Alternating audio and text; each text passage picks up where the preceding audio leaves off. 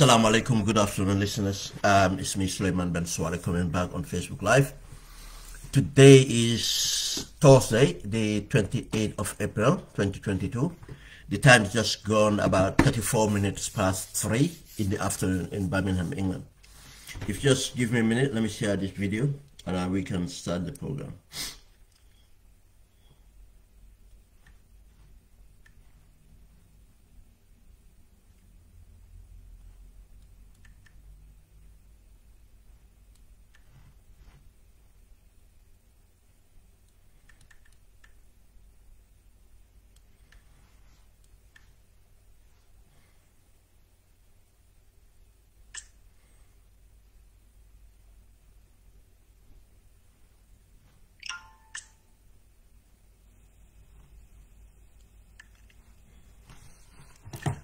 Thank you very much. Yeah, as I said, today is the 28th of April 2022. Time is just gone 34 minutes past 3 in the afternoon in Birmingham, England. The program is just exploring some of the trending topics or issues or political development, especially captured as it's captured on social media. And I would start with the issue about reference to the allocation of land to ministers. It's not going away, it should not go away. None of the issues should go away until it's resolved. Is it going to be resolved? It's up to Gambians to ensure that it's resolved. We have the means until we come together to use those means That's what it is for now. We keep on discussing about these things. It's important to discuss this. And why I'm coming back into this topic, I've addressed it in my program extensively, but I'll have to do a recap of it, a summarized version of it, because the importance of it is the government is still trying through their media spokespeople, the two Ibrahimas, Sankare and Silla, to push this lame excuses and very divisive message to reach the Gambians. And I can see, as I said, the reason I did my program before was the distortion, and seeing a lot of young people falling for this excuse that, yeah, it's a normal thing to do, and yeah, the Jawara government did it Fajara, and they want to use the Fajara narrative. The Fajara narrative here, which they try to put in a negative term, which I have put in positive term, and I will recap that on. They try to put the Fajara thing as a negative term, because Yahya Jammeh was successful to use that as a campaign to divide us further, as Fajara was a bad thing, or the people living in Fajara are all crooks, or are all corrupt, or they belong to a certain part. They all came from certain part of our community, which was completely a lie. Now this government, we first deal with their excuses. They allocated prime land, and I said this is tip of the iceberg. The only reason we're discussing is because of there's a citizen who leaked the allocation of land to these people. And I know some people are asking, are these ministers allocated land because of they are going to be retired? No, there are not only ministers in there. Yes, I think some of them in there will be retired, but that's not the case. That's not the case. This is ongoing, and we have published a lot of prime land being given to the same manner Yahya Jammeh was doing it, to patrons of this government and to government themselves. They've been taking land, commercial land, any prime land, wherever it is. Community land, they've been taking, sharing among themselves. They've been doing that. Now, the most important thing Gambians have to remember is this government was elected in office to rectify the mistakes. Not only the mistakes, but in fact those mistakes that happened in the PPP, or the wrongs that happened in the PPP, and then entrench during the dictatorship. These are the mistakes, these are the things they need to do, the wrongdoings that they need to undo. They cannot come back to tell us, yeah, it happened before. No, then they have failed their mandate. Remember when Jammeh came, all the things he accused the PPP of. Yeah, it was big at that time. And I want us, when we do this discussion, to remember when events happen, the circumstances surrounding those events, the environment we live in at that time. Any small corruption at that time would be big because of the size of our economy, size of our population, and the reach of information with social media now. If someone had just built a bungalow, probably $200,000, $300,000, it was too much money at that time. But today we have, when Yahya Jammeh came, we saw something else. When he would blame, accuse that ministers would take their children to holidays, regardless of what the holidays are, to England, whatever, or how they spend their holidays. Some of us that knew that they were not coming to England to live in luxurious apartments. They're not coming to England to live in five-star hotels. They were coming to live with their families in England. And for that matter, we know what it's like. But no, because of the poverty within us, because of lack of information within us, because of poverty, if anyone can, whether they have it rightfully or not, what people would be allowed. Oh, this guy is so enough that he can send his kids just to go on holiday and come back. We want to go there and stay, but they can go and come back. Yes, that's society. That's how we say it. But that person that said that Yahya Jammeh bought a plane and used our money to buy the plane, use our money to maintain the plane for his wife to be going around doing shopping, doing whatever he wants. She wants. Hardly stayed in the country. That's what he did. Now, the reason is, if we allow this government, we are sanitizing. If we allow this government narrative, oh yeah, it happened before, we are trying to sanitize what Yahya Jammeh did. Now, if we sanitize what Yahya Jammeh did, what will happen?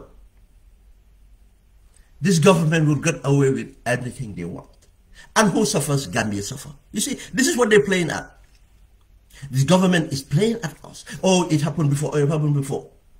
We have to move forward and do the same thing. This is what they're telling you. No, it's not right. The PPP government failed, not because of they have not got brilliant programs, systems, and everything else. No, because of they become complacent. Because of what the democratic mechanism failed. I mean, they believe that no other political party or pressure group can hold them accountable. And because of not able to hold them accountable, some of them started to do as they wish.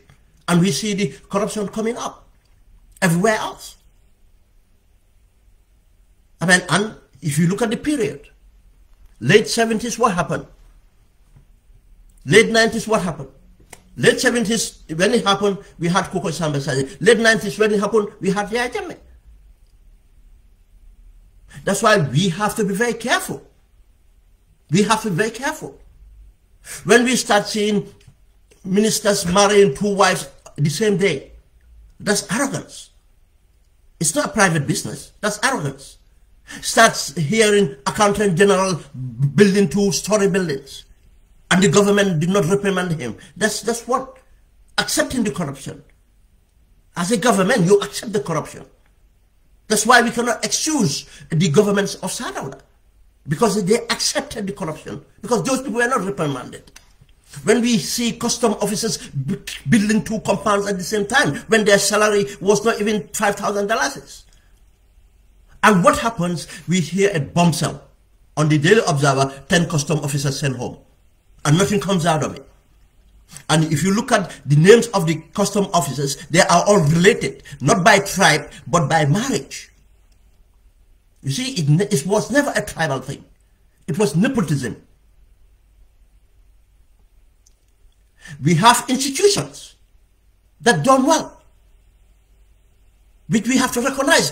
Things like Gamtel done well, became top of in Africa. We said second, but we can say Africa, because at the time they were second, South Africa was on an apartheid regime.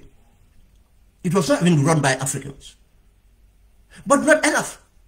We have our biggest commercial development bank been bankrupt by patrons of the PPP. It was not tribal. It was what? Nepotism and political patronage. It was not a class. Yai companies and everything else get their few thousands, but we have the ones that have their millions. And they have the audacity to come and say that nobody is going to claim nothing from them. We had the circumstances going onto the press to tell us nothing is going to come out of this. This is what led us to Yahya Jammeh to come in and claim everything. And because of the corruption of some within certain areas, it wasn't about a class, it's not about a tribe. Yes, it was about a political party, it was about nepotism, it was about political patronage, it was about corruption. But he wanted to divide us, just as he did in 11 November. And we stood and said, no, soldari nyominenla. In fact, before 11 November, when the Imam Ratib did the right thing, may his soul rest in peace, Alaji Abdullah Diop did the right thing to come out and appeal to them that let's do this carefully. And they were rude to him, and people celebrated. And no other came out. And other imams then started to be picked, to the Imam of Birkama and others. When the soldiers started to realize their mistakes, whether they were to rectify the mistakes or whatever it is. And they were somewhere executed. What happened? They said they are greedy. You see, now that's how it went on. Now it went to the Fajara thing. Fajara, K point. But the same person came and owned the entire country within a short period. Entire country, own our economy, running our economy, running everything, takes as he wants. Buying a plane to be maintained by, pensioners' money, in fact. Almost 500 million from Social Security and Housing Finance Corporation.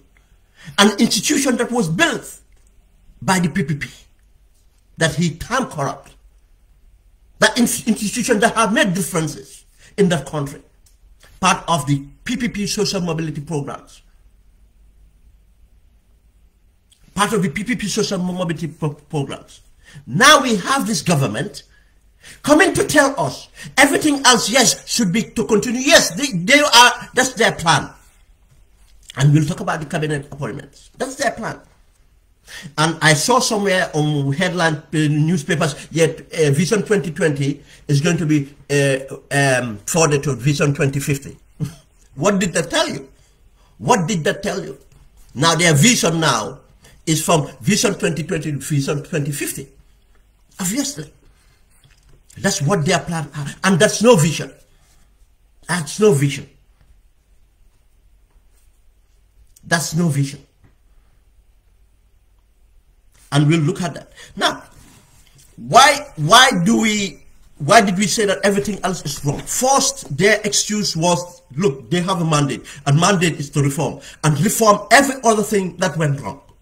To build back our democracy, to build back our economy, to build back our society.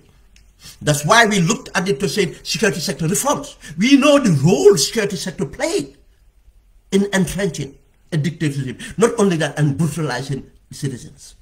When we thought, Gambians, because our nature, we could not even believe that this was executed by Gambians. That's what we thought. Until some of us knew and said it, no. But until it came out claimed that Gambian confessed for doing this. Broad daylight, taking a rope and just commando strangle someone who have done nothing to you. Going to RVETH hospitals, strangling people on their bed. Picking up prisoners from mile 2. And just strangling them to lose consciousness and to insert, to get their blood. It was the blood they went for. And they took those bodies and that blood to the bushes of God knows from where. Around the Casamance region, to be given to Jalangs. That's what they did. And Gambians did that. We said we need a reform for that. We said we need civil service reforms because we know the importance of the civil service. This is the machinery of government. That's the backbone of governance. It was the civil service that they used to do what they did. We need political reforms. We need a constitution because we know that the constitution we had, 1997 constitution, was bastardized. Not even at this original form. Look, wasn't bad. At this original form was not bad. We had a lot of things, but as the dictatorship went on, it went on being bastardized until Gambians cannot even tell what is what in the constitution. We want that. We want a reform of that. We want reform of institutions, the IEC and other things, to be credible. Because we know that all those institutions are bastardized, and they're still bastardized. We said that we need something for society to be rebuilt. Because what has happened from society. We are so divided, we need to reconcile society, not reconcile criminals. Criminals needed the justice system. We need a truth and justice. No, they went and architect something that they can continue to entrench the APRC government. It's an APRC government that entrenched to the TRRC. and they just jump on the TRRC, opportunists, did whatever they did with the TRRC and run now. They all quiet and leave Gambians to continue to deal with this burden. We needed to heal. We needed civic education to educate the generations that are lost, to educate the generations that are wounded, to show that they can, forgive. Nothing absolutely been done. Whereas all the money they took, we need to account for the corruption. They took all the assets and they share among themselves. Where are the proceeds? Where are the confiscated properties from Jammeh? They shared. Where is the proceeds of sale of Jammeh property they shared? They shared all this among themselves. And part of that is the land we're talking about. We come to that. Most of the prime land in Kanifing now, where it's an industrial estate, this first lady is given a prime land to build a story building to do what? Administrative to rent. You see, they want to be rich forever. Just as Yahya Jammeh want to be rich forever. They did not come to serve. And there's another prime land that was owned by Yahya Jammeh. I posted it yesterday. We tried to find out who is it given to. These are the allocations they're doing. That's why I said what is given to ministers is just tip of the iceberg. All these reforms and other reforms we wanted did not deliver. The land reforms, let's come to it and concentrate on that. We know what happened. How many properties were just taken through the so-called commissions. You see, that's why I said I'm never a fan of commissions. Commissions are a means for government to take control of the judicial process. That's what it is. Don't be fooled. They do it in the United Kingdom. They do it in America and anywhere else in the world. Commissions. It's the way to take over control. When you set up a commissions, you, the executive, decide the scope of the investigation.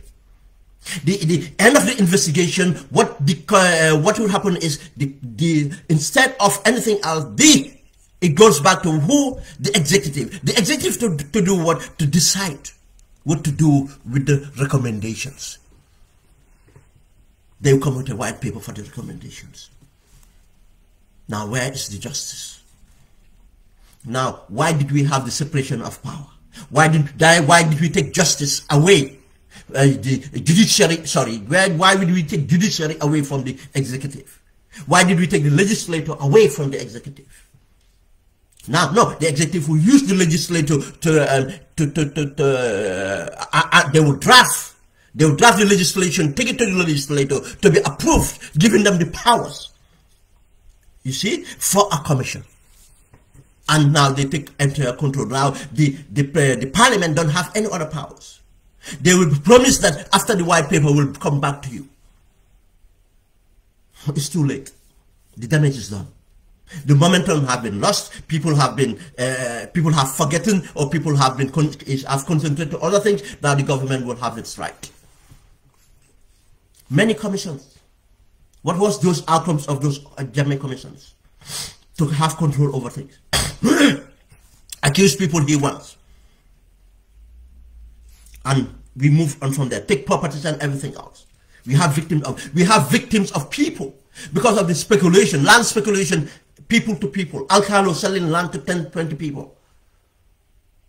We have communities who have lived centuries. I can say centuries because we don't even know. Or over 6 decades together, amicably coexist within all their difference. Christians, and everything, Muslim, predominant, everything, they live together. We never had an issue with them.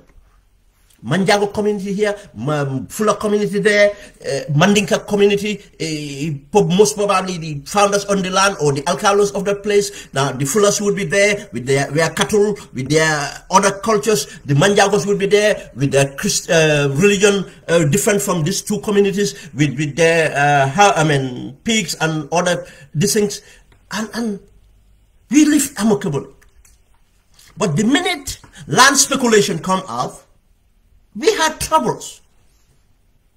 which need a comprehensive approach to settle. We know that the dictator used that to divide us further. Divide us further. Everything else with land. This government owe it for a land reforms. They did not do that. We could have a special tribunal to look into all the land claims and address it. We needed that task force that would come out and bring out a solution, and that would resolve all these problems with land allocations and whatever problems we have. Not only to the urban area, because now they are going into the phonies. Speculation, speculation, speculation. They are going to main centers of capital. This is now to grab land, And what is the future of the country? What is the future of this other generation when Indians are given kilometers?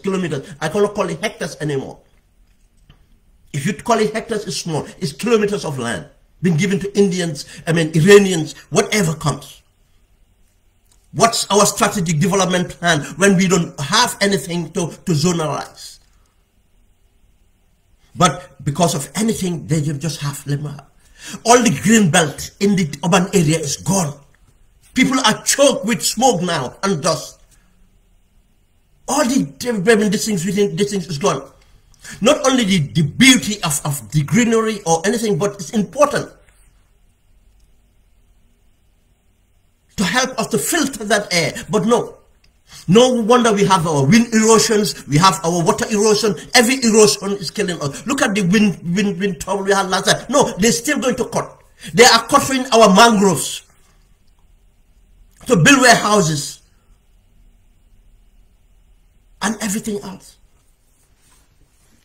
This is what the argument is. It's not about only the allocation to ministers. Let's bring in totally that they completely failed their mandate. They completely failed their mandate. And that went on. These excuse now again, that is the law. That is a lie. It's not the law. Thanks for Madi Jobat sharing the State Land Allocation Act. And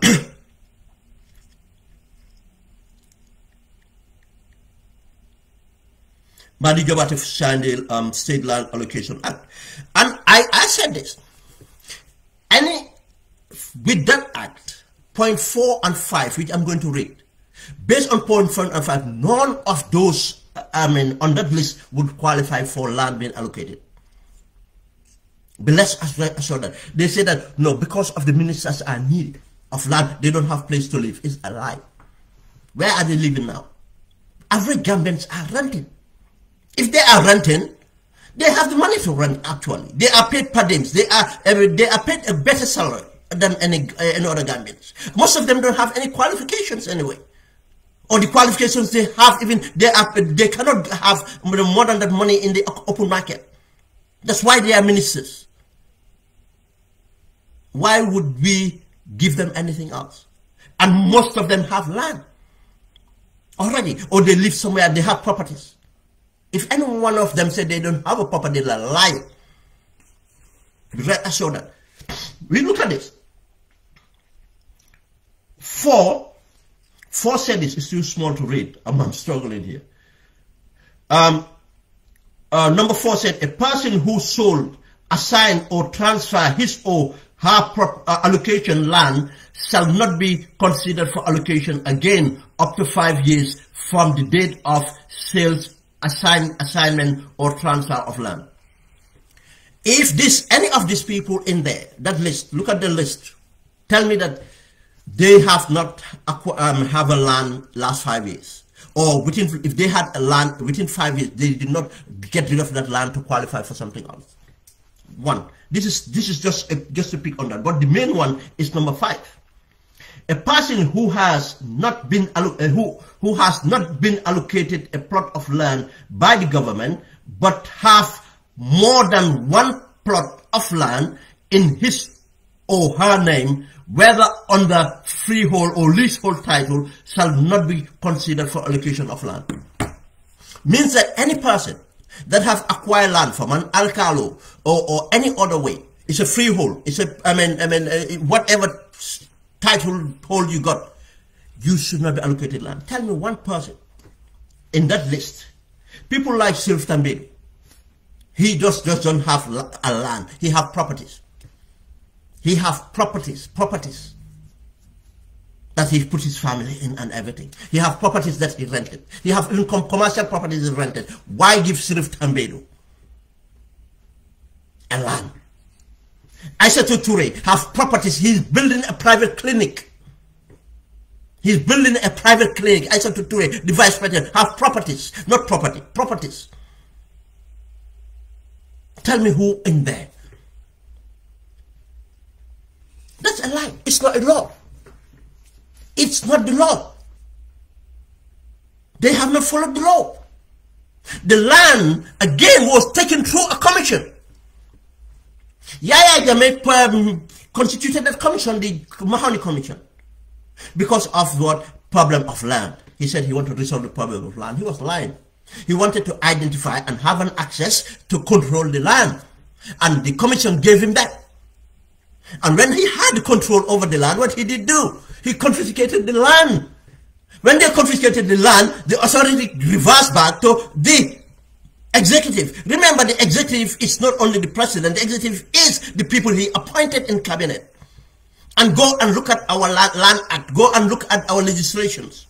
The powers vested under the executive. Local government.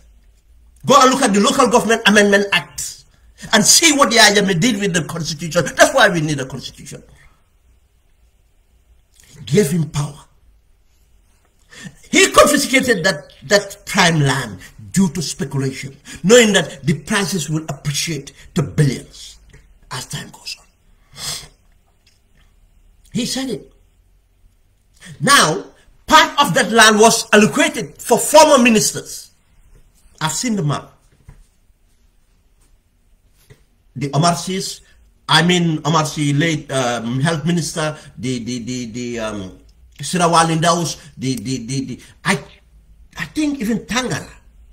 I cannot remember if Tangara was one of them. But former ministers were allocated land around the same area, part of this parcel of land taken from the people of Burfoot. The people of Burfoot right now, the government in fact was trying to take another land from the people of Burfoot, that people of Burfoot I marked to build as a mini a community complex or whatever it is for sports and other things. They wanted to take that land. And when the land was confiscated, why not give it back to the people of Burfoot, the rightful owners, under their custody? It was a customary property, land. And this is what's the reason it was confiscated from the people given to. What about the people that paid for that land, that the commission has recommended the land be taken away from them? Are they compensated? Are they to be blamed for buying the land? Did you know? This is where the problem is. The government wants to solve this problem, not to be part of the problem. None of them qualify. But we move on. On compensation, says some of them are compensated because of Yahya Jammeh took their land. It's a lie. If the Yahya Jammeh took their land, tell us which land Yahya Jammeh take from them. If that land Yahya Jammeh take for them, is it like for like? Is it of the same value? Is it like for like? Did Yahya Jammeh take a land from them at Burfoot Heights or anywhere around Burfoot Heights? You see, the minister knew, and not only knew, stupid, to think that Gambians are stupid, because it's an insult to, no, it's not Burfoot, it's Bijilo. What is different between Burfoot and Bijilo? Probably there might be, because of this madness of speculation, there's a margin of price. He's trying to run from the price of Burfoot Heights to the price of Bijilo. Still will be just off 1 million or so. Should be just one of a million. Now, that's where the question is. Now, if you look at it, it's about wealth. It's about creating, compensating these ministers because of what they are doing, what Adama Barrow wants. Make them millionaires. Give them a 5 million worth per land, worth 5 million.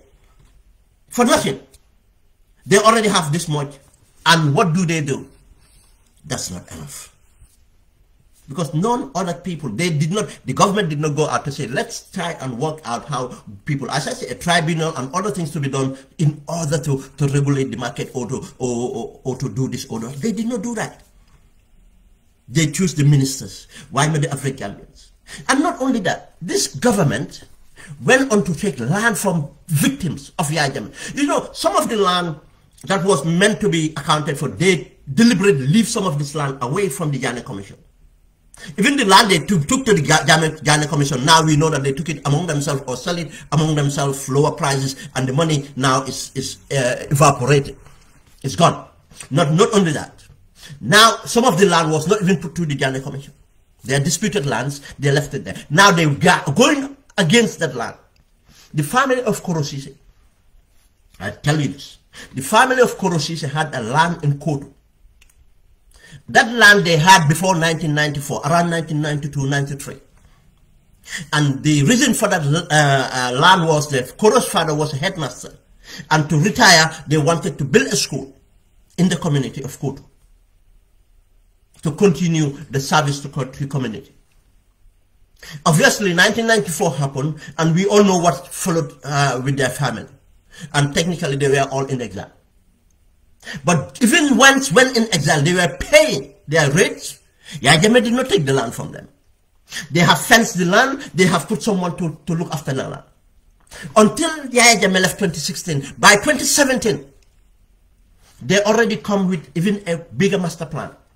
Now, because of the time in exile, they've developed themselves, and one of the sisters become a medical doctor. And already given services to populations in the Gambia, people in the Gambia, by coming with a medical mission. Now they want a permanent hospital, clinic, that they would practice their disease. Now that land, they want to build a school and a clinic. Guess what? Musa Dramé went to re-enter that land. Try to use technicalities to re-enter that land in order to give it to his own family member. You see, if they go and pick up a prominent family, what do you think of these other victims? This is a double insult. Now this family is fighting again. They've been Jammeh victims, now they are Barrow's victims because of this greed. Now someone else is allocated, it's just crazy. Re-enter the land and reallocate it to another Gambian. They are family member. They are family members. Who to say that it actually it's not even the family members, it's still for Musa Dramé. And the same Musa Dramé will tell you that he built an Islamic school, he built a mosque. What does that mean? Nothing. And we all know about the so-called hotel they're trying to, the scam hotel. We told you, I told you, nothing is going to happen there. They wanted to take that land. It was a way of stealing the land again from the medical mission that had the land in the city. The case that Nene federal government was involved in, or is involved in. We've seen the amount of abuse the government is doing onto that lady in order to repossess that land. You see, that's why I said this allocation is tip of the iceberg. They are not compensating anybody. They are going after this thing, and these ministers are just been given extra for their service for their service to Barrow and disservice to the people that they meant to serve. We move on to that. That's not enough. Now the two Ibrahims and their own mechanisms are going around. And their paid activists are going around, or paid journalists are going around social media. That's why I said to them, I'm going on the radio. That's why I said, look, Cafe Morning is just a PR. Don't disregard it. It's a PR for the government. The two Ibrahims go there comfortably, no follow-up, strictly follow-up question. I know the journalist is very experienced. He could have gotten out a lot of things, but he would not. It's a paid PR. It's a PR.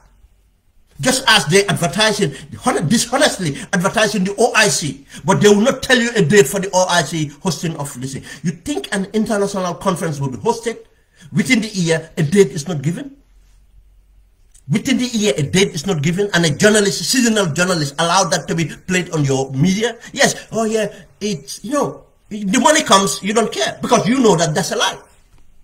You are playing as something that's dishonest on your media. But no, it's Gambia. It's Gambia. But now, that program, listen, look, I just don't listen to it again. But listen to this. They go on divisive. Just as Yahya Jammeh did. Fajara. Again, let me come on to the Fajara allocations. You see, as I said, since as a child, I'm a critic of the PPP. Because that's the environment I grow up. I grow up with activists, with, I tell you, a Politburo member of the communist, this thing of Russia, not Russia, the USSR. I grew up under that person, Mr. Samba. He was a Politburo member. He goes to the national conferences in Russia every year. And other critics, young university graduates, all these things, they were my eldest brothers and sisters. From the Panther members to the different Moja members and other different members. Every kind of membership that have ever agitated the government or colonial government to the government were my mentors. I was bound to be critical to the PPP government. But until my education, I understand some of the things, in fact, were prejudice from these people I was looking for up to. They were prejudiced. They were hardline. They were prejudiced. I have seen some of the systems, some of the things done, some of the good visions and everything done. Yes, the failure of PPP, they did not educate the people. PPP did not educate the people. Civic education was not there. They did a lot of, malpractice too. But let's look at things as they were. What I said is, we have to remember now, what do we have, the Gambia we have, and then the Gambia we have. The Gambia of the early 70s, Fajara was allocated from the early 70s. Tell me, how many of you, Banjulians will tell you, not in the, even the 80s, Banjulians will tell you they don't want to come to Combo. That shows you how remote Combo was. And this is just over the bridge. I'm there telling you about Bakau and others. Combo, when they say Combo, you think it's it's Timbuktu. That's to set, what I'm trying to put there is to tell you, just to, for young people that were not around to understand how remote we were. Because I tell you, even for us grown-ups now, we tend to forget how remote the environment we grow up. It was a village. It was a village. There were few cars, I tell you, there were few cars in garages. Private vehicles are few people that will have acquired private vehicles. Only ministers were allocated vehicles. Few businessmen even had their own vehicle. Few. These are the sources of business. Everybody else jump and off. Everywhere else was a village. Joshua village, Bakau village, Latrikunda village, up to the German and nothing else. And the thing about the German Latrikunda German was the hospital, clinic, German. The rest of it was pipeline and nothing else. Allocation, as I said, started in the Fajara, and the first allocations was from Alcalo. And these were people that came back, and most of them were Aku, and they're Christians. I'm not sure whether they're even Aku. I know they are Christians. Dr. Palmer, Dr. Mahoney, and others. Peters and others. And this is just after the depot. These are the compounds just after the depot. Anything along the Atlantic Ocean was owned by government or owned by the colonial. And even what government owned was transferred to government by the colonial government. That was there. Then you can see that technically no private person owned anything along the beach side unless it was allocated to them. You come to where even Saudi had the property after this period. And the first person I think who had the property there was Dr. Ndao, the father of Peter Ndao. I don't know how he owned the property, but he was a successful, I'm not sure whether medical doctor or what, but I mean, opposite MRC. The rest was MRC, the British government, which is British Consul, after the British Consulate, now the High Commission, Jawara's property, and the other properties were Sir Philip Bridges, that was our Chief Justice. A British guy was living there and obviously owned by government, and others, and the tank. And that was called BOC area. All those old areas were vacant, bushes, and everything else. Then the allocation is given to these individuals. That's why if you look at that area between Bakau Depot and MRC, technically it was demarcated to few people. They asked for it. The Alcalo gave it to them. It was not given by government. And these people built modest houses, and they were part of the Bakau community. As I said, as a child, I've sat with them in areas. Bakau Neman, that was the beach side, they would come and sit. These are intellectuals. And I was a child. They would sit at the Bakau Neman on the big trunks, roots. They would sit there with Pa Costa and every other person. They would sit with fishermen, any other person. And not just far from them, there were some of our brothers who were sitting in that corner smoking their weed. And if those people come to the conversation, they will still have a conversation with them and educate us. That's how we were educated. Pa Costa will be telling us about history, about Ndar, how we came about a lot of other things, and these people will tell us about other things. And the same individuals not only will go to Nemban, would come to Bakau Katikali. They will come to Bakau Katikali. The same thing, it was the same thing. They will sit with people. And I have witnessed, I've seen them visit the alcalos. I can see them visiting the imams. In most cases, you see them in the afternoon. I've seen them come for market. I'm not even sure whether they are married. To be candid, I don't know their children or wives. I've seen them coming to market. They were the few men that will ever come to a market to do market. They were part of us. They were not elites in any other form or been elitists. They're elites, but they were not been elites. They have the demarcation. Then the rest of the demarcations were government demarcations. Based on what? Trying to have a social mobility. You have to understand and appreciate. And I'll tell you, when these allocations were done, there was nothing extraordinary. Apart from probably water being available around that area, or electricity, and water and electricity have been there. Even the roads were not paved or anything else. It's just demarcations. It was just demarcations, land demarcation. And this was given across the board. This was not ministers. And Gambia have to remember, in the First Republic, go and look at the First Republic. The same ministers were recycled.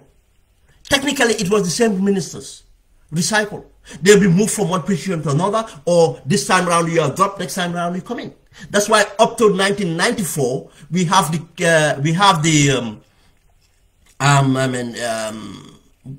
Kama badges. We have the Kama badges in 1994. As minister, we have the Yaya Sisters as minister. The same people we had before. They were recycled. Now, how many ministers then? Listen, and most of these ministers, I can tell you, some of them, I know, they own their property before they become ministers. They were allocated. Kama Baji was allocated, in Fajara South when he was a teacher. You want to tell me he wasn't deserving as a teacher to be allocated property? As many other people were allocated in Fajara South. And Fajara South was predominantly allocated to the field force. Because of, again, these field force are about to retire. These are Deporians. Some of them served the Second World War. Now they're about to retire. You want them to retire because they are accustomed to living in barracks, been taken care of by the state, given barracks. You want them to move with their families where? They are citizens of the country, for God's sake. They serve the country, for God's sake. And they were given Fajara. Yes, it's called South. South. It's not Newtown South. It cannot be Newtown South because it's on north of Newtown. It's on north of Newtown. It's not Newtown South. It is the south of Fajara and it's north of Newtown. They call it South. It's Fajara South. This Fajara South demarcation was given. Kapi Diouf, when Kapi Diouf was given a property, Kapi Diouf was merely a sergeant, I think, or probably a sub-inspector. Not because of Kapi Diouf is a commander. When Ndaw Njie was given a property, he was not a commander. He was a Deportian. I mean, I know caporals, couple Barry, I know caporals, sergeants, given property on the road right now. Their properties now are worth millions. But when they had it was just an allocation. And I tell you, if anybody in Bakau wanted to go have a property, they could have a property. But you don't even want to go. Like, it was like these people were kind of just moving. It was social mobility. And some properties move hands due to the Bakau road being built. That Newtown road being built in the late 70s. When the road was built, property appreciated. Some of our people, because most of them came from uprivers or they come from somewhere else. They decided to sell thinking that, oh, I was given for this property for free. Now, this property is worth $30,000, $40,000. Let me sell. $40,000 is worth a little bit of money. Let me go and build my mud house there. I mean, to have my farm, to have my family there, or go back to my family. And some went back to their families like that. They sold. But there's others that maintain. That's why their families are still. I have a brother watching earlier, Malik Mane. Malik Mane family is from Jinak. The father was in field force. When the father retired, when he was allocated, probably he was just a couple. When he retired, I don't think he might have just hit the rank of a sergeant. He have a property, a prime location today. It's worth millions. They inherited that. But you, now, if you said a Fajara, you are talking to all these families. They are not ministers. Now, you go to other sections, Fajara M, Fajara, whatever it is. I cannot remember which is which, but I can tell you what area is what area, when it was developed, who were allocated to. And when they were allocated, who were they? And some of these people, even some live there now, they never had a property there. They never had a property. They bought the properties from other people that sold. Now, most of the young government cadres that came back, engineering graduates, science, whatever graduates, administrators, they went to studies and came back. Some of them were living in Banjul. And do you know who they are? Young men, mainly, that came from the provinces to be educated in Banjul. And Banjulians, obviously. Now, these people are now our technocrats. They have educated themselves. They could have stayed to move on, as some of their colleagues did. Some of their colleagues moved to lecturing in universities in Ivy League. We know that. But these people sacrificed. They could have achieved the same to come back to the Gambia, to continue to serve because of what's in them. And they were given, they were given properties. And they lived in their family properties or whoever, how they rented properties until they built. Those houses were not built in a year. It was built in years. As I said, I know of this because I used to play around those places. We do hunting around those places. And not only that, after when they started demarcated and they give them this thing, they took our hunting place. Now they put their fruits. We used to go and hit their fruits. As a child, look, we might have our own gardens, but no, it was more fun as a child and an adventure to go and steal, those fruits. That's what we did with them. I know those areas. Some of those houses, that's where, again, some of the people that come from the provinces, mainly from Fui, came and settled. Started with have their families there because of these people could not complete their properties. They lived in there and take care of the properties. And some of them would bring other young girls to live with them to be maids. And you know, I know some people think it's not for you know, some were coming from North Bank. It was not entirely people doing that was there. I know they're from different tribes. Some people were coming from Casamas. You see, they were doing this. That's why the properties could be said that most of them, I'm not saying all, I'm not saying no, there was no corruption, but most of them take their time, build up. I mean, with their families to build these properties. As they went on, obviously they climbed the ladder. Some from credit economics or whatever you call them, or civil engineer. Before you know it, they are project managers. They're doing all the things. Some even left after to take job secondments in the international community. Go and check the percentage of Gambians in the First Republic that serve in the international community. And most of these people have their properties in the Gambia. And some of these people in the international community, you will surprise, they were teachers in high schools when they graduated. And they were given properties. And to tell you now, this is no Banjulians living in Fajara. This is not Kiankas living in Fajara. This is no Badibunkas living in Fajara. This is all of Gambians. It was based on a matrix. And the matrix was this. These people, when it comes to the, it's easier to explain in the ranks of the field force, from the rank of sub-inspector to this is where you're going to, this is the properties you're going to have. From the rank of sub-inspector to that, this is the properties you're going to have. Just as the demarcations happen along the Bakau Saint Martin Road. The things that used to bring people in Bakau was the PWD as employment, because most of my, most of families in Bakau, I'll tell you, their parents came to Bakau because of the PWD based in Bakau, because then transportation was very difficult. You try to live close to where you work. As a child, we know that. That's how Bakau, the other thing was MRC, employment at MRC. But MRC was even better because even, PWDs used to even have their trucks that they would give lift to their people, taking them to Serakunda and others. Because at times when we want to go for weekends, we go and hitchhike at PWD at the door. Wait for the truck that takes their home on a Friday. We jump onto their trucks to go to Serakunda to meet our families. But that was just to have a ride on a truck. But most of the time, we just walk down to Serakunda to our families. And if we're given money, we don't want to stay there, wait for the visit. We just walk back. This is what the Gambia we had. This properties was not like sought after, just like Burfoot Heights. It's a different thing. And it was demarcated not only for ministers or permanent secretaries. It was across the board. And it was good for country because it helps to maintain the technical skills these people have, the capacity in order to have the administration we had then. That's why we could have celebrated the administration we have. That we have this seasonal distinction. And that's how we build a country.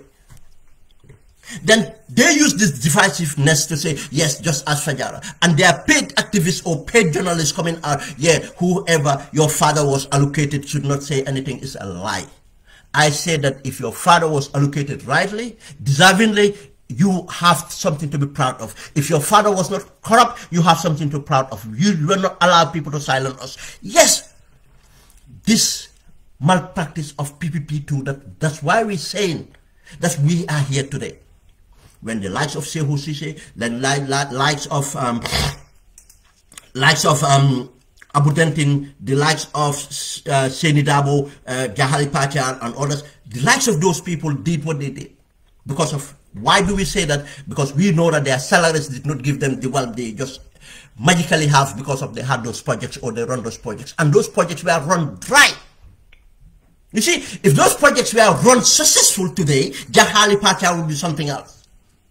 If the other project I keep on forgetting the name Abu Dentis started with before he became an account, he run he run a project down and appointed accountant general. And go and find out the victims who were in prison. Mr. Barry, you see, it's the same system. Barry for no, I mean, I don't want to call him that. Let's say, I forgot the, what's his first name? It's kind of even a brother to me, because his younger brother was called Barry White. He was in, Mr. Barry. Mr. Barry was convicted. But the main big fish were not convicted. They weren't even tried. Barry was convicted. And he has nothing to show off for what he was convicted. But the people that have something to show off were not convicted. This is why we're saying this. We are criticizing, we are holding them accountable because we don't want what happened to PPP to happen to us again. We don't want that. But they want to keep us dividing us. That's why I'm pleading to Gambians. That's why if I am tagged on this petty partisan things, I don't even respond. Or these tribal things, I don't respond. I know that a very Gambian is not tribalist, but tribalism is a mechanism being used by political forces to divide us, which is not allowed. And now some of us are coming out tribalist because of what we are reacting to the agitation. And if you react and not calculating the react, you fall for it, and they will jump with that. You see, they are tribalists. But they themselves, using the tribalist agitations, are tribalist. But you end up being the tribalist because you were agitated based on insinuation that they will not, come out as tribalist. Not only that, now they want to continue this division of class. Yahya Jammeh did that. But we know they all aspire to be successful. We want people to aspire to be successful. Only a society when people aspire to be successful, but in the right way and manner, society can go, because we need people to create wealth. We might love a socialist society as much as we want. I'll tell you, if there's no mechanism for wealth creation, a socialist society would not thrive. And let's not forget, there's evidence out there. Socialism is a beautiful thing, but the practicality of it too, it takes upright men and women to execute. And what we have seen, they are not the ones. Then once we have the system we have, let's try to make sure that the system works until we can build another system on top of that. But let us not be divided. Let's hold these people accountable. The lack of accountability, that's what brings us down all the time. And that's what they're striving for. And this moves us to the 669 million, or I don't know how many millions, and 11 billion. Again, this is what I'm talking about, is accountability. You see, Ben Suara will come and talk about something. It's not that I'm an expert in that. No. And this is particular example here. When this 669 million or whatever it was happening, we agitated it. I agitated. We agitated. Some people agitated it. But we didn't have the entire, we didn't have the capacity, first, and we didn't have the entire disclosure of what happened. What we see was evidence. You know, people ask for evidence. That's evidence we were seeing. We remember talking about the refurbishment of State House, and we argue. How much does, when we talk about millions to refurbish State House, what is going to be at State House then? How much damage would not be at State House? We question that. When we had about the furnitures, because we had about the renovation of the First Lady's, Vice President residence, we agitated that. Yeah, I forgot the name of the lady, in fact, that was given the contract for the furnitures. We agitated that. Hardin Guy, I can never forget about the contracts. And I think the brother or cousin of Bailamin Job been given as a consultant or whatever it is. I remember that. This then, when it was going on, what we know, that's what we went on to agitate.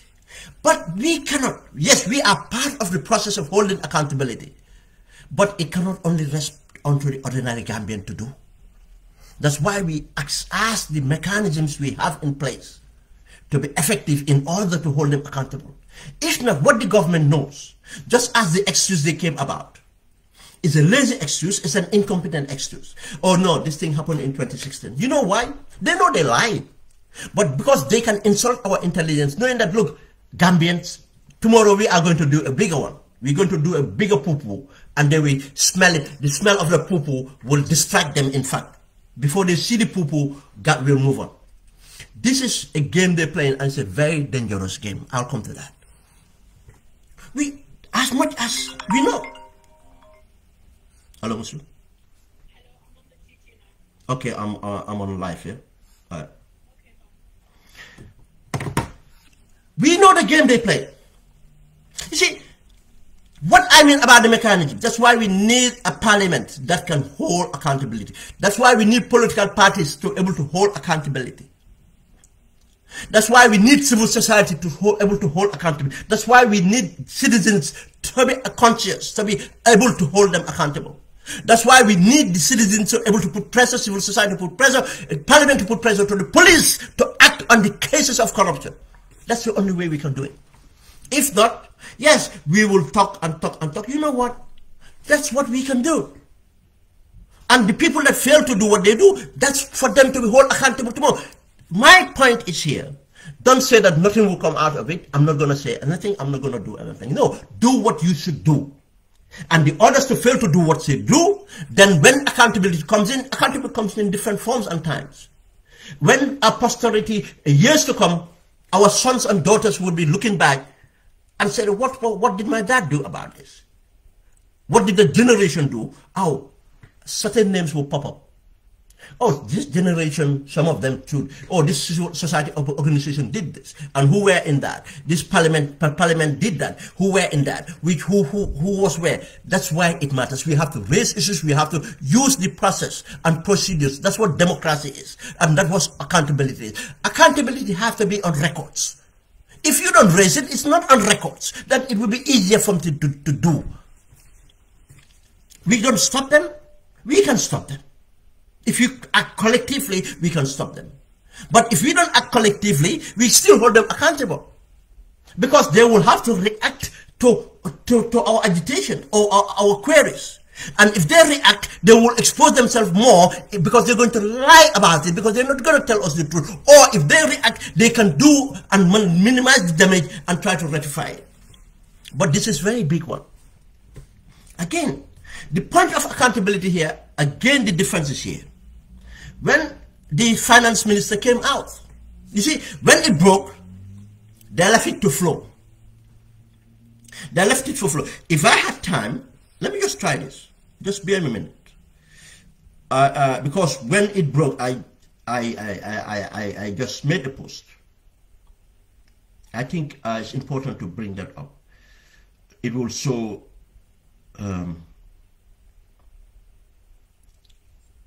God, it's down somewhere on my timeline, but I hope I'll get to it.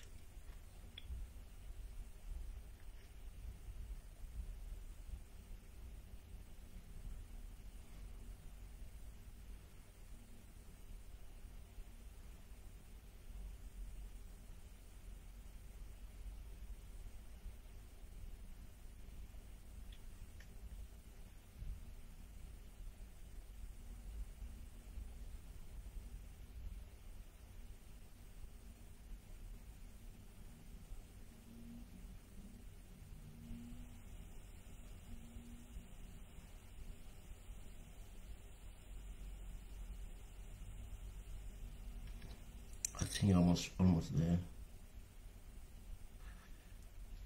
Okay, when the story broke, this was my reaction, because the headline was grabbing. I didn't have time to think about it. I cannot remember exactly about this figure being mentioned anywhere, but I said, I thought we were told we had no money in 2017. How can $500 billion be unaccounted for? I said, can someone make it more clear without whose approval? Without whose approval? Now I'm asking question: who did not approve? Can we have the names of the people responsible for the transaction? Who raised the invoices? who made the payment. This was my initial reaction. I didn't know of him. But what happened is the government did not respond. Obviously, they will not respond on a question like that, because of the question is not hitting, or the platform cannot hit to where it hurts for them to respond. But what that question does is, which I hope was to bring out a conversation so that we can get down to it. I know as time goes on, something more will come out. Then it went on. They left it flowing, and they sent their paid activists and paid journalists, starting to push the responsibility to the UDP. Yes, and people would expect, okay, now what Ben Swari is going to say, now it's the UDP. I'm too sensible for that. That's what I call about the pettiness. You see, let's say 90% of accountability in a government like this, or in a resemblance of democracy, it's to the government. For my strategic thinking, the 10% is to the opposition, but the 10% to the opposition too should going to be strategically positioned. That's why I said, when the UDP was in government, they were held on mind that 90% proportion on everything else. From Dabo being the external affairs minister, anything goes on, Dabo will help and go and look at the timeline. But now, why is it this important? In the resemblance of democracy, what happens is, you have an establishment, and if you want to be effective, you have to create an anti-establishment platform. An anti-establishment, why do you have to do that? Because the establishment is the incumbent. They have an incumbent power that reaches from the government machinery to resources and everything else. We are giving them all the resources and the mandate. That's what we give them. And they are abusing that against us. Now, if you want to take your time to share your reactions or your accountability measures or whatever, 50-50 to the opposition, you are not doing justice to the opposition. The opposition is bound to break and falter. And the opposition vanishes. What happens? You stand alone. I am a strategist. That's what my profession is. When I do something, I do it strategic thinking. I don't rush into things. That's what they want. Just as Yahya Jammeh concentrated on the UDP. If UDP have faltered in the dictatorship, Yahya Jammeh would have still been there. I'll tell you that. Because there will be no opposition. Because they were the main and when we build the opposition, the coalition, you like it or not, we build it around. That's why they dictated who becomes the candidate. We have to be realistic when we look at things. Not for our hate for things, or dislike for things, or for our disagreement for things. That's why, again, when we had the coalition together, I fought to try to get the PDOIS to be the anti-establishment to hold, because PDOIS have removed themselves from the coalition. Now I have a problem with this coalition. I know that the coalition is trying to entrench themselves, and where we're going with this is not going to be very good. Now, PDOIS have pulled themselves out. I reach out. Even though I already, even do this thing, I have my, what you call it, I have my intermediaries or people that but I even went further to try to get an anti-establishment as the PDOIS. And I've done my extremely best to try to get that done, so that we can hold them, and hold them on the 3 years, and hold them on everything else. Then, if you see, if we have done that, if UDP have left government, they would have come and joined at this thing, led by the PDOIS. That's my position. I am a strategist. I work strategically. I don't do things to appease anybody, because I am not in the struggle for anybody else. I am in the struggle to account for my deeds and for what I can think of to be best for Gambians. That's why we should be thinking strategically going on. Now, what happened here is, this situation happened. They went partisan. We went partisan. Pettiness, in fact. Not only partisan, but pettiness. Now the government still have a cover. That's what they want. They want us divided. The opposition divided. And they kill us one after the other. And they will have an absolute power. Because of whoever is effective. Social media is the most effective point now. Until it went on. Then the former finance minister came out and put it at the doorstep of the government. At the same day, they have to react. They have to react. And they react without preparing immaturely, incompetently. They're trying to blame Jammeh again. They want us to go after Jammeh. No. We're too smart for that. They will insult our intelligence, but doesn't mean that we are stupid. They are stupid because they are underestimating us. But I have a problem for that. Again, two things I want to raise here with the former finance minister. He is right on what he has said. But let's come to this. He is right on what he has said. The finance minister, my understanding, take it from my understanding again. I'm not a financial analyst or anything. Take it from my understanding, but some people will be there to educate us. As a finance minister, projects were going on government, which he would be aware of. But as finance minister, he is certain that these spendings are not from my budget line because there's no monitoring mechanisms on this budget. A budget of 500 million going to, or close to 500 million to refurbish the State House, is, if it had come out from a budget line, I'll tell you, a monitoring mechanism would have been there, and finance minister would be, any day he's awakened, he will able to tell you the figures or the position of that project.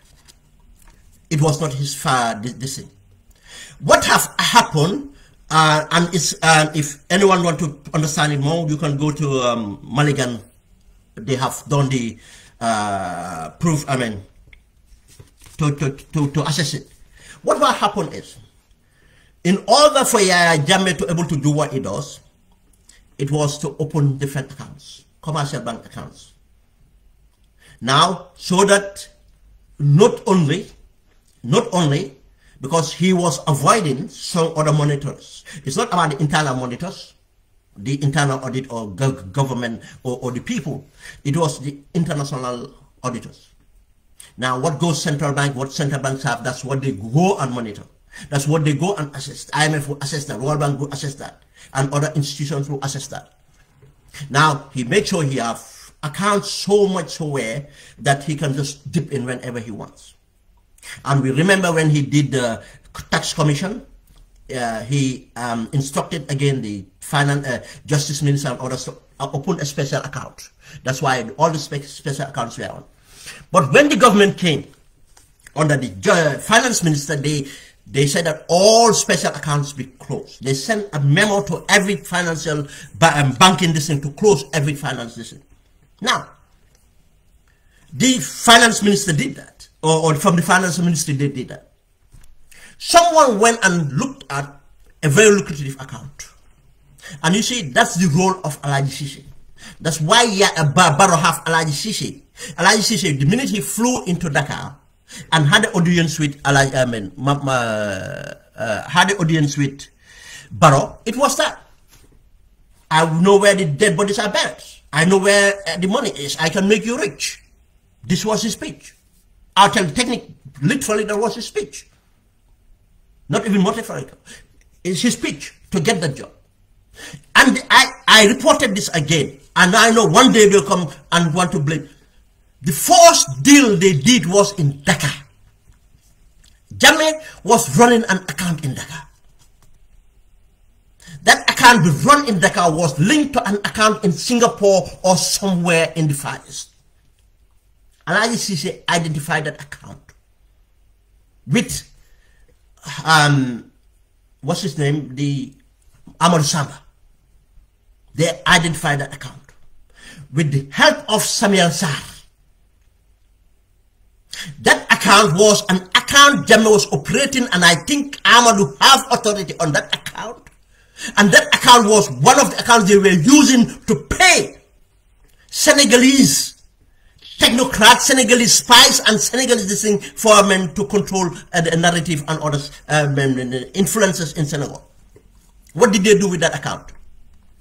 They used their special relationship at that time, and that account was technically transferred to Barrow as a sovereign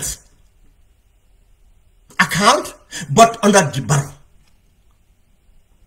They sweep that account, probably linking that account through the Senegalese intervention. They were able to move those the transfers, and with the help of Amadou Samba. That's why Amadou Samba was just given a slap on the wrist. If Amadou Samba was audited properly on tax and everything else, that guy would have been broke by now. But no, that's why he's sitting on Dakar. That was the deal done by Barrow. You see, at that time, when that time we started to agitate, that was the time that UDP came after me. And people say, oh yeah, now he doesn't go after UDP. No, I won't go after UDP. Now they are in opposition. I go after them by this way. I go after them by talking to them and warning them to be careful. Because we are all in it together until we see something different. Because if we allow our comrades to fall, then who are we going to stand with? Then we lose everything. But if we work as comrades, we might come to a level that we can determine something. And something can happen. Possibilities will be there. Hope will be there. But without that, there's no hope, and everything will just go quicker. This thing happened in Senegal. And this is why Alhaji Cissé is in there. And that's Alhaji Cissé, that's how I know people are saying, no, it's Musa Dramé who brought Mamboure Ndiaye to minister. That's a lie. Yes, I know they have a special relationship. But even Mamboure to see Barrow, Mamboure to be moved at the the petroleum, whatever that company, this thing, to good Mifid, is all part of the state capture run by Alhaji Cissé and others. And they did their deal. The same way Tangara maneuvered and got into UDP and used the UDP to become a finance minister was all, and we wonder, was played by this cabal, APRC cabal. And this APRC cabal now finally, GNPC, this cabal now finally, that's how they went after Mohamed Manjang. They went after Mohamed Manjang. They accused him for being a UDP. They accused him of everything. Because they know that. They know the strategic position that gentleman hold and how he was stopping them from getting what they want to get. You see? And anybody else, they would divisively put their message of tribalism, divisively put everything else. But now, we have seen who Alhaji Cissé is for what he is doing to his own brother's family. You think they will spare us? You think they will spare us? Now this is how they come. Now they are using their political. They never separated. They never separated. They are not with Jammeh. Stop bringing Jammeh into this. No, now they have their Jammeh, they have Adama Barrow, and with Adama Barrow, he was not going to last out on them. The worst is just to transfer them to another ministry, or transfer them at the diplomatic listing, or leave them to continue with their money and their businesses. You think they would want Jammeh to come back? To do what? They know what Jammeh does to them. Jammeh will commit crime with them, and Jammeh will go after them. Jammeh will go after them. That's what they will do. No, now they are completing. They are completing. And when we come to the cabinet positions, we'll explain that to you. Now, the problem here now is, the finance minister is right about that. He was not in charge of what have happened. He'd have done, all the accounts were closed, Barrow went behind his back, probably, I'm not sure, with my party. Because again, my party is that people who knew my party in so-called the struggle in First Republic know what a knife he is. Go and ask what my party did when he was put in the CID office. He went on like a canary. He went on like a canary and shot all the people who were in the resistance or the students. This thing. He spoke as canary. Go and ask who my father was in Forobe. What he did to Forobe, why he left Forobe and came back here to the Gambia. And when he came back to Gambia, calling himself a solicitor, when he was not qualified, what he did do. But when he came out, pointing that out, people resisted. They said, this not, we know he's no good for anything. But no. That's when I did my criticism. I said this before. It's not new. What he did to it, go and find out. Go and ask my father when he was confronted at the Ministry of Education when he came back from Forobe. And these are the people that we probably, because the person he is. From there on, we saw them owning property. He owns a property. When he left the struggle here, he could not even pay his air tickets. He's been bailed out many times in the struggle here. Many times he's been bailed out. He knows what I'm talking about. That person from nowhere, he joined government now. He can acquire all this and try to justify it. No, he never had that property. Those properties owed that money. Then they went and opened that account. And when they bought vehicles, whatever it is, they said they buy probably 7, it was 6. And when they buy these things, you know where the corruption is? Because it's not monitored, it's not controlled. They invoice. That's why I said, who raised the invoice? They do it by inflating the invoices. TK Motors is a big one. Probably they bought the vehicle from TK Motors. When they give contracts, everything is inflated and kickbacks. And Barrow would get in the kickbacks. I'm not making allegations. These are people that know Barrow would take the kickbacks. Not only Barrow, it's a numb. That's what they do. Now they did all this. But the finance minister cannot tell us, the then finance minister cannot tell us he was not aware of these projects and they were wrong. What we have to ask ourselves, or the financial analysts or people that know finance can tell us, was it his responsibility to question these projects? Or was it responsibility of the audit department of producing?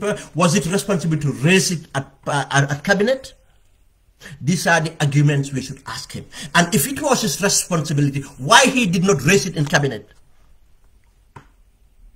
To the point of him tendering his resignations if these issues were not noted or dealt with. But again, let's come here. That's why I said we have to be anti-establishment. We have to be very critical when we oppose. You know, when you go into politics and become appointed as a politician or a political actor, you are kind of a compromise.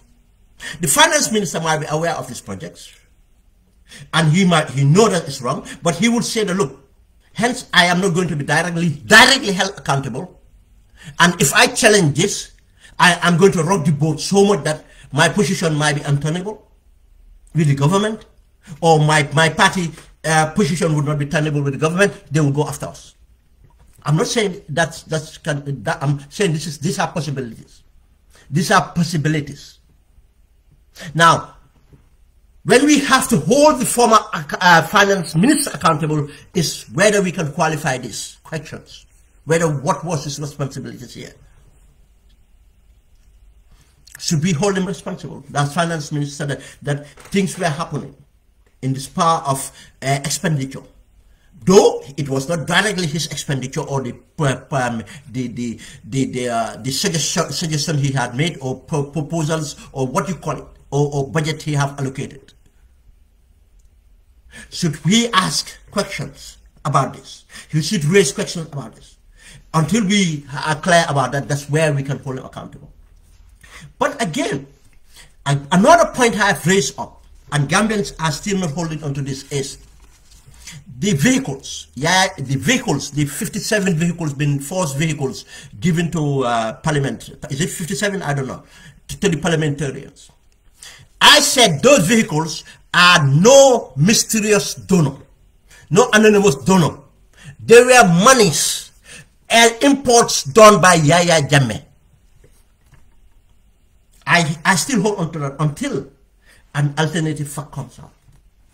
You remember the first vehicles that came was given when D.A. Jao was the information minister and was allocated to GRTS, I think, and and D.A. Jao was there.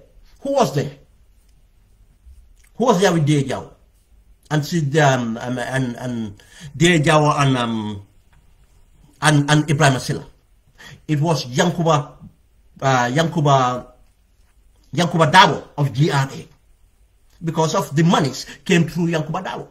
They imported those. Yahya Jammeh imported those. These were the bribes. Yahya Jammeh was going to bribe the parliament, the next parliament, so that when they finish their consultations and do their thing to Yahya Jammeh to be nominated a king or what, a monarch or whatever, it will go through. It was the strategy. We all know about that fact now because we had these things been narrated in the TRRC. Those vehicles were already imported. Already paid for. But you know what? When those first came, they give it. Then the next came, the bunch that came, they were given to Parliament. Again, at the delivery, been delivered to parliamentarians. Who was there? Yankuba Dabo. Yankuba Dabo was there again, and Yankuba Dabo was thanked for his service. What service? Not. I'll tell you what. Now they give these vehicles, and that day, go and listen again. Whoever have that video, play it. Ahmad Ba, I won UDP.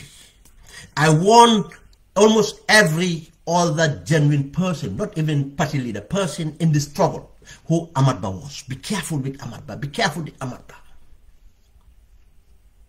Be careful with Ahmad Ba. Ahmad Ba said something there. He's talked about now, Parliament, we are going to amend. I think it's Section 71 or Section 91. That would stop anyone be sacked from their party if they cross carpet. You see, their game plan. Ahmad Ba already, when UDP thought Ahmad Ba was with them, he was in a tactical alliance with them. No. Ahmad Ba have already moved on to capture his share by positioning himself, and he knows that the incumbent, the executive powers are vested on Barrow. Let me hold on to Barrow, but let me write on UDP. I'm going to write on UDP in order to able to get to Barrow and hold on to Barrow. This is what's happening. Now, Ahmad Ba said this because Ahmad Ba knew the game plan would be. Now, if this section of the Constitution is amended to change so that parliamentarians can decide to defy their political party and side with the president, nothing will come out of it. Go and look at the timeline of when that statement was made and what happened next in Parliament. We talked about that. Accountability is important. Whether it was a bad law or not, look at that law. You see, it was Yahya Jammeh did that law in order to have control over his parliamentarians. But again, he will have control over the parliamentarians, but opposition will have control over their parliamentarians. And to say that the people should have control over their parliamentarians, but if the people have voted that person on their political ticket, I think then there should be another measure of controlling it. But to say this way was best, I don't think.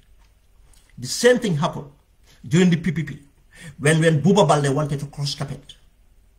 But he decided to technically falter so that he would be thrown out of Parliament, then he can contest again, then that seat will go into by-election, and he campaigned for Omar Sy to come into government. You see, these are political games. But it will always cost us. That complacency in the PPP, what it end up was Yahya Jammeh. Now the complacency that we had in the coalition, what it sent us is Yahya Jammeh in the form of Adama Barrow. Now they use that. There's 57 vehicles. You see, lack of accountability again. Anonymous donor. What happened? It's no anonymous donor. That too is from a budget line. That budget line, yes, was not in the where Amadou Sane was, but it existed before Amadou Sane. It was run part of those accounts that Jammeh used. The same accounts that Barrow is using now, personal accounts, that the GRA, the GPA are giving him physical cash that he is depositing in those accounts. Yes, still they are doing it. That's why Yankuba Dawa have never been changed. Every managing director have been moved away, but not Yankuba Dawa. And it's not likely again, because of the physical cash being given to Barrow. Physical cash being given to the First Lady. That's why they're filthy rich. They can build anything they want in the Gambia right now. They can build anything they want in the Gambia right now. This is what is happening. Now, in the case of this is what happened. Now, what we learn from this is, again, my point is, it is good that Amadou Sane came out and put it at the door of the president.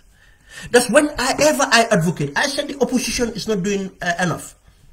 When the opposition does that, we expect or the other opposition to be proactive. But look, my point again last time, I said, we have PDOIS, we have UDP. The rest of the opposition political parties or president, it seems they are not with us. We are waiting for the verdict for one of them. They are showing their hands. But these two, if we are complacent and lose this UDP, lose the PDOIS, and they have a responsibility to reform themselves. PDOIS need to reform, UDP have to reform. If they fail to reform, there will only be a protest movement. Protest parties or a dormant party. Depend how they play. And it will hamper our possibility for change. I am not saying they have each one of them. I believe they have what it takes to win over an election. They have it. Yes, I know people might look at the PDOIS thing, from what the numbers they have. And look, political reforms. If you carry out genuine political reforms, I'll give an example. Marine Le Pen in France, she carried out, from his father's far-right party, he carried out a reform. And guess what? She nearly became successful. Why do you think PDOIS cannot be successful? But it needs a lot of work to do. It needs a lot of reforms to do. The Labour government under Michael Foot, under these things, they lost, and they were written out until they reform to the new Labour. And I can go on, give you different reforms that parties have carried out and became successful. There's a way for them to do it. But again, UDP too need to. If not, yeah, you'll be in existence. But is that enough? But if we fail to, and if we allowed this government to divide us within the opposition, within being activists against the opposition, and these two parties are no more or are reduced to protest groups, you know what is going to happen? It will even make it difficult for any person or any other party to come out to lead. But what it will make and guarantee would that there will be a civil unrest, or there will be an unconstitutional change of government by the armed forces. And this is going to be brutal. These are the facts. And we don't want that. We want a democratical change. That's why we say that we need to be strategic in engaging to do that. That's why the political parties, again, I'll come to that. Amadou Sane did this. Now the government is on the back foot. Now they did this. But what's going to happen next? Is Parliament going to pick up? Are other political parties going to pick up? Are the civil society going to pick up? You see, this is what government knows. We are divided as political opposition or civil society. We are selective. We will not move forward. But again, this is an example that if the PDOIS or UDP or any party have a spokesperson for land and environment, have done the same thing and put it at the door of the president, what will happen? They will have to react. Just as if they have a spokesperson for youth development and other things, they put it at the door of the president, they have to react. That's what we call for opposition. It's not about your political party leaders. If Halifa Sallah did not come out and speak, the party doesn't have a position. If Senou Dabo did not come out to speak, the party doesn't have a position. What it does is create this vacuum, and government will just continue doing what they do. But let's move on again. On the same note, that's the 11 billion we forget about. Because why the 11 billion is not trending on social media?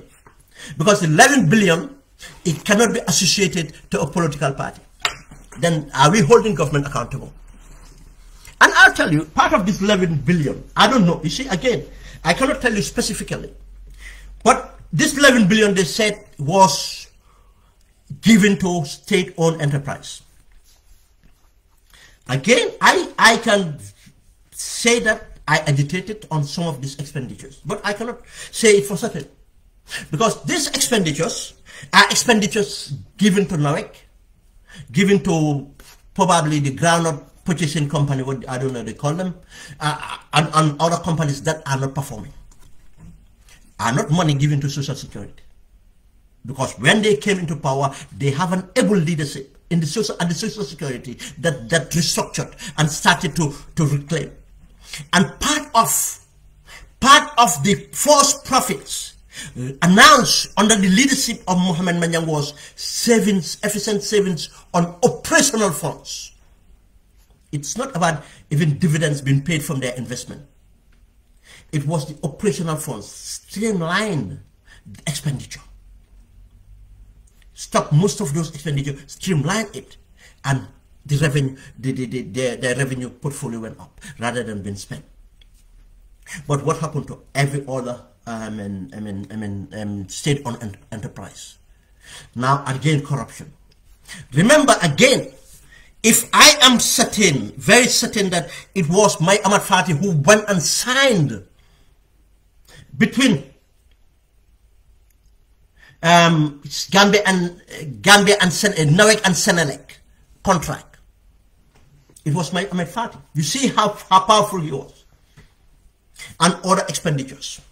Now, without reforming, and still now they left the same management, technically the same management. When they brought an individual, Alpha Robinson, you think an individual and that individual is not empowered, it can change the structures? No. They just went against him and he was removed, and the same structures and everything stayed. Because the problem of NAWEC are multiple. But the main problem is the leadership, capacity. But again, the main problem is Barrow, just as it was Jammeh. The corruption. Power purchase, this, car power, this, anything they do. Distribution networks took bribe, that 35 million. Kodole, everything else. Power, fuel, which is 40% of their expenditure. This is spare parts. Anything they do, there's a kickback that goes to Barrow and his cabal. And who does it? His own people. Now he brought in Alaji Babakar Jawara. He brought in another guy. Now they are all part of it. To export the quality of oil, and the quality of fuel, everything else is not what is. And now this 11 billion. That's how it went up. Now, are we holding this accountable? We did at that time. We don't even know how much bulk it was, in bulk. But because of, we were proactive in whole firefighting, in fact, I said, not proactive, firefighting everything that was coming out. But we don't have the structures. Parliament was not delivering. Civil society organizations, as they are, those talk about accountability, are not delivering. And other political parties are not delivering. Opposition was not delivering. And things are just happening, and it continue to happen. And you know, as I said, this thing, what is it is Barrow's notion that, oh, we can drop this big booba here. But next minute, they will, have a loud mouth about it. And when we drop another poo, what they do, they'll start smelling that poo, they'll leave this one and move on to that. But this is this notion of what the straw that breaks the camel's back. You see, in any civil unrest or in any undemocratic change of government would happen because of this system Barrow is exercising. And people keep on saying that economic is there, that's why that's a lie. As I said, as for national security, I'm not going to express on what can happen. I can tell you as a strategist, I can give you 6 scenarios that can happen with economic there and nothing economic can do. Just as the calculus the boys did when the Nigerians were there. Yes, I know it's a different, but again, you think the boys did not think of the presence of Nigeria? But there's something that they did. You know, the real narrative did not come out to ensure that Nigeria would not intervene. Nigeria could have intervened. They could have sent their forces. But there was a calculus. Senegal could have intervened. But there's a calculus. There's a calculus to all this. And what determines that calculus is the environment, what develops in the environment, geopolitical and the geopolitics. That's what this is. I can give you just an example why Senegal did not this thing. The calculus what they did with Senegal. And what they all have to do is reassure Senegal at the earliest point. Because of how the Senegal Confederation ended. What was that time the kind of first relationship between Gambia and Senegal, or let's say even Abdou Diouf and Jawara? You see, there was a calculus. Now all we need to do is to reassure that we are not going to be a destabilizing factor. We are responsible, we have control, and we are going to be working in this. That's all they did. Senegal is looking after their national interest. And again, just I leave it to that. I said that there's a position, if you are strategy, there's a position that you can create or situation you can create to make Senegal to look at their national interest to the extent that Barrow would not be their national interest anymore. Let's put it to that. Now, what is happening here is that story coming back. In Egypt, example in Egypt, people think that Hosni Mubarak was entrenched. And Hosni Mubarak was entrenched in the most guaranteed or solid fashion. He was entrenched in the sense of inclusivity. What? The Christian minorities, where they feel their presence, even the Islamists, the Sunni, within the Sunnis, you have the Salafists, you have the Hanafis, you have the Brotherhood, the Muslim Brotherhood, which we are more political. Don't trust each other. Now, in a sense, that was a kind of a good thing for him. These people cannot support each other. But geostrategically too, they were secure. They were the biggest aid receiver from America, apart from Israel. But again, geostrategically, there's a lot of things they've done to stabilize. And the army was kind of the backbone of the economy. Army was running construction, army was doing almost everything. But again, you see, a dictatorship is never complete. The Muslim Brotherhood had something, and that's why I said you have to be strategic. Muslim Brotherhood dropped back. You see, drop back in the military, in a sense, is it's a position of defense. They drop back to what your strength in a defensive mode. If they had gone out, because they went out, they got defeated by his dictatorship. They could not listen, even though they went to the point of assassinating Sadat. But Barak came and been strategic about this. Now, when they dropped back, what they did, they went to the communities. They run surgeries, doctor surgery. They run, social and outreach. everything. They did their politics in that base. The Salafis, the Hanafis are quarreling or others. They even cut their ties with their brotherhoods in the other or other regions in Syria, other region, or even with the association with Al Qaeda. They cut it off because of what? They don't want to attract the attention of the Americans or the West, because they are strategic, knowing that if they are to go to power, they should not be a concern to these people. If they are a concern to these people, they will not come to power. Hosni Mubarak continue with this issue of like situations would arise. He knows that another will arise and they will forget about it. And hence I can give them this security. I can give them the sense of security that the Christians are afraid from the Hanafis and the Wahhabis, corporate Christians. Now they want me there. Now the Wahhabis and the Hanafis don't trust each other, and they both don't trust the Brotherhood, and the youths don't trust the Islamists. You see, because they want their freedom, they want a different Egypt, and so on. He divided the country along these lines. Not tribe, but along these lines.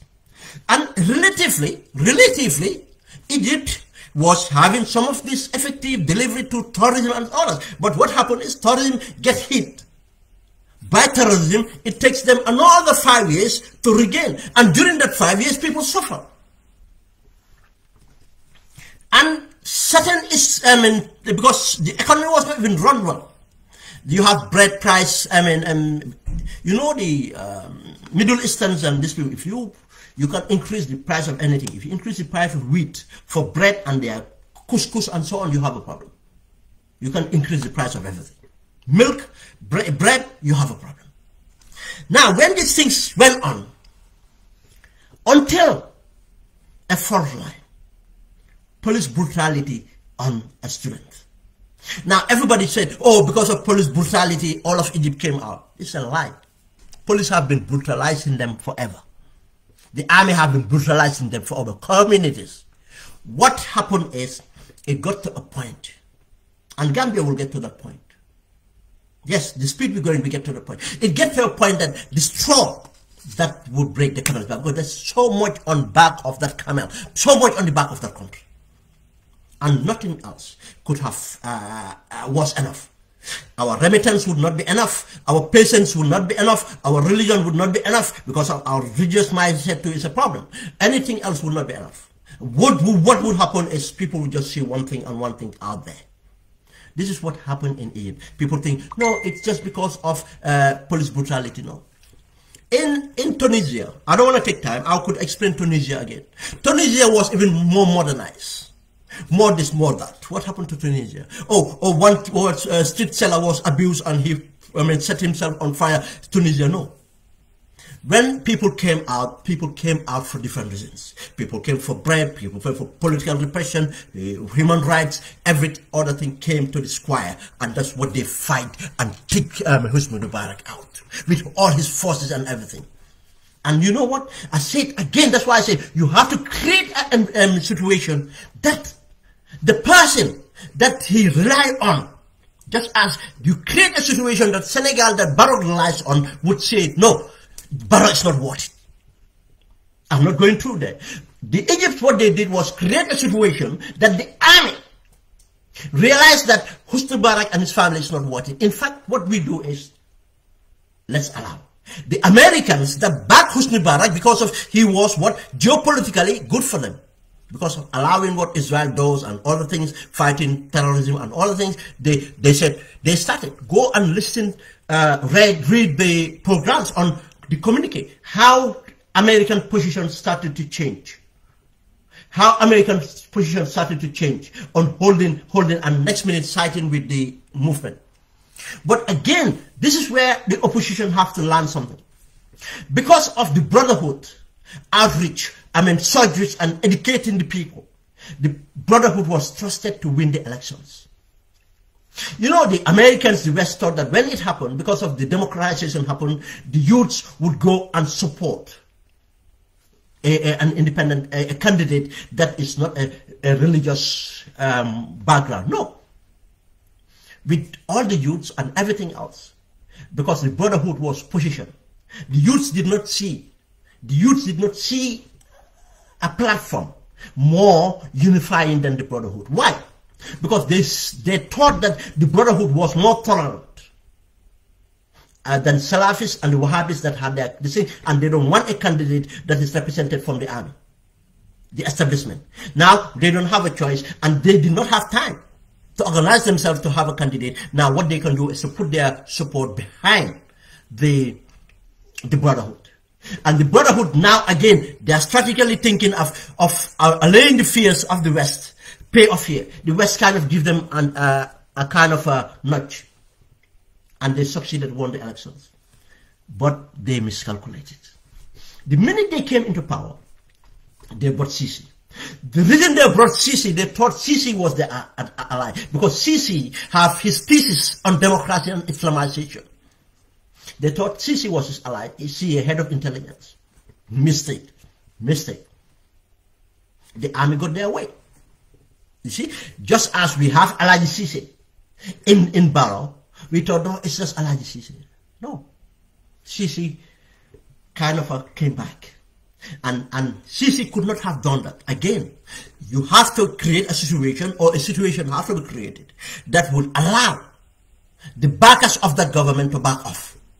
And the backers of that government was the youths, was the Salafis, was the Wahhabis and others. Now, the one thing that kept Hosni Mubarak was the inclusiveness, this effectiveness as a dictator. Now, when this Mr. Mori came in, he started his brotherhood mentality, trying to Islamize Egypt in a way that would not. Now the Coptic Christians became threatened, the Salafis became threatened, the Wahhabis became threatened, the students and youths became threatened, and the army saw an opportunity. And the army went brutal, even with the brutality, what the West did. The same West that, went against the army, stood and watched for the army to finish it up. They went brutal on the brotherhood supporters. And overthrow the government and entrench themselves. That's something we should think of. That's why I said when we engage in politics, we have to be aware that it's not only about what we see in the open. When we look at Egypt, when we look at this, we should read behind of what it's about. We have to understand our histories in order to do this.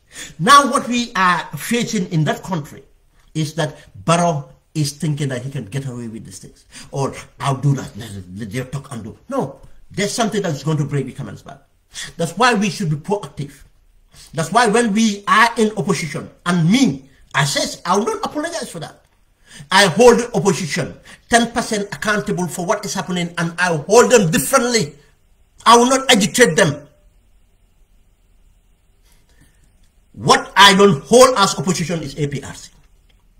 What I don't hold opposition was when GDC went and joined APRC, I hold them as APRC. I never take them as a political party. Anybody can join APRC, and Yaya Jammeh, I will not hold it as an opposition party. No, I'll come after you. I said I'll come after you. And anybody in government and did not do what they're supposed to do, you'll have my 90% share of attention. Now, we move on to something else. And this shows you where we are. That's why I'm saying that.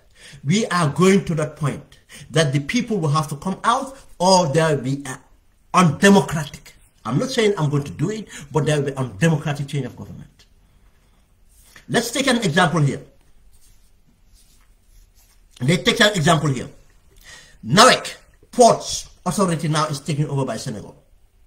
When Ben Suare was saying this, and very sensitively again, you see, again, being responsible, I am very careful when I talk between the relationship between Gambia and Senegal.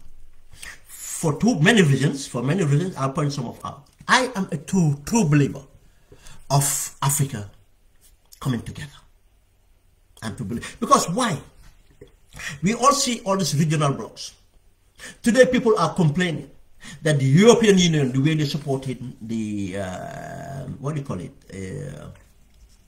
Ukrainians, even the Ukrainian citizens, I mean, the refugees and everything, they discriminated. Look, that's what people do for their interest.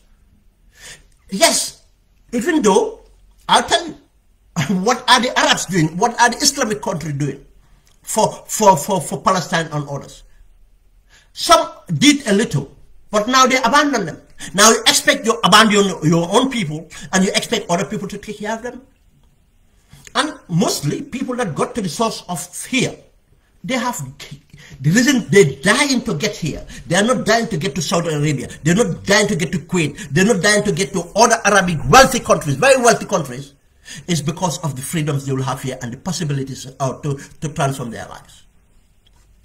But that too cannot happen if they were not working together.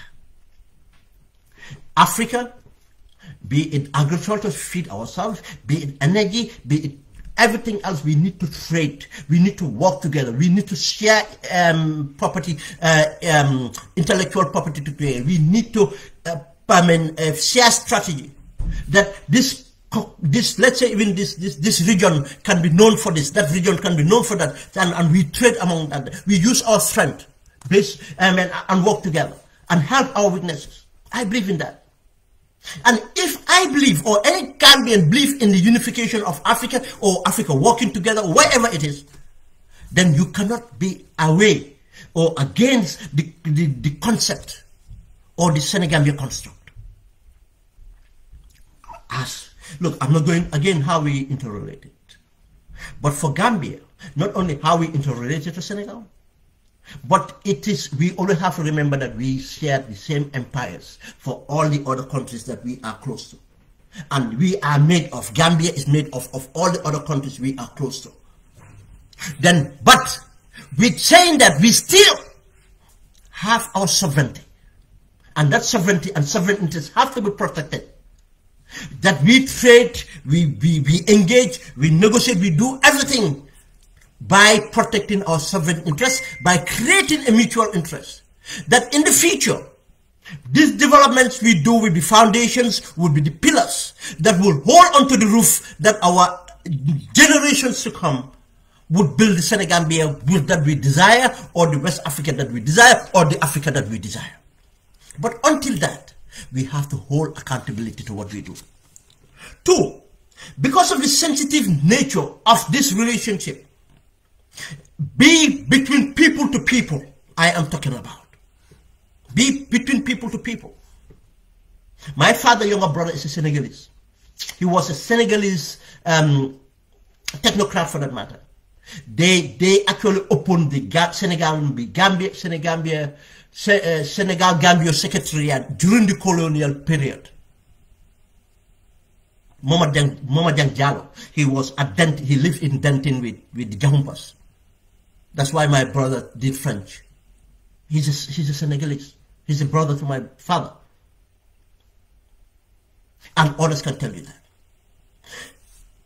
The people to people should not be affected. But if governments are reckless, people to people will be affected. Governments represent the people. That's why we always try to avoid this. Be the conflict in football, conflict in anything. We try to support each other. We try to have the spirit of competition. Even when we play against each other, that competition stays. But end of the competition, we come back to realize what we bound us together. That's the same way we want to see it in government. That's why when I talk about Senegambia, I try to make it that this is not against Senegalese citizens in the Gambia or anywhere else. This is not against the Senegalese. But again, this is not to even hold the Senegalese responsible, but to hold our government responsible that we are not doing justice to ourselves. When I raised these things, people thought it was a pipe dream. You see, countries get taken over in many ways. And in a new generation, countries don't get taken over by the barrel of the gun. No, it's by economy. That's why countries that want to come together, they try to advance the economic cooperations before even political cooperations, or they try to run it in tandem. Look at the European Commission, how the EU came about. What did they put, what mechanisms came first? And where are they now? Now, if you want to enter the EU, there are certain criteria that you have to meet. Your human rights record, your legislations, in many other things, your financial, monetary, and physical disciplines, and everything else have to be measured in order to be allowed membership. When you want to become a member of NATO, there is a criteria. And that criteria, you have to something that you want. That's why Turkey, as an Islamic Muslim country, look, they don't want Turkey to go because Turkey is strategically located. And now, Turkey is not only strategically located, Turkey have built, again, you see, when you build your human resource, the Turkish government is not the one building the drones, but a Turkish company is building the drones by the condition, the conducive condition the Turkish government have created. But that condition to have a background, and that background was the foundation, that was the Kemal Mustafa Atatürk transformation agenda, where the University of Istanbul was changed to Polytechnic for people to learn skills, where Kemal Atatürk reformed and moved from the Ottoman mindset to a progressive mindset of having a secular state. Kemal Atatürk of using investment into the human and bringing women's rights and representations, bringing the legal frameworks, and today Turkey can do anything for themselves. You see, if you want to be respected, you have to earn it. You have to respect yourself. You have to develop your own people, your capacity, and others. But Gambia is not. Now, we have seen what is happening here with NARIC. It's owned by Senegal. Now, technically, it's going to be owned by Senegal soon. Now, they're running the North Bank, they're running Basse, now they're telling us they're coming to run Greater Banjul through power purchase. Even though we have the, or we could, any government could have turned that round. No, because we are not interested. Barrow is not interested. For him, he gives Senegal what they want, they will protect you. Give Senegal what they want, and their core businessmen, I will be rich, I can be protected. Now we have seen that. And the ports, we have seen the ports.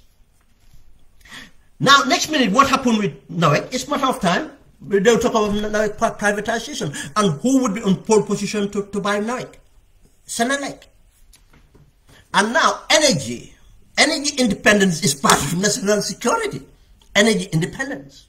As I said, we are still a sovereign state. Our sovereignty is undermined. I'm not saying that down the line we could not have been together, but what if we give everything the jewels of every strategy in us, what do we hold? When we negotiate for unification, what do we hold? We just become a region. We hold nothing. We don't own our security, we don't own our nothing. And the security reforms too, Barrow faltered. He wants it like that. He wants it like that. Because people around him are APRC. And as I said again, the APRC, I'm not talking about them, that's what they want. Now they got everything now. They want to bring a defense minister from their own. They want to bring a CDS. The CDS is their own anyway. You see, they're coming back again. Everything else will be there. Again, when I came out and criticized Masane Kinte's appointment, what happened? You see, as I said, we have to think.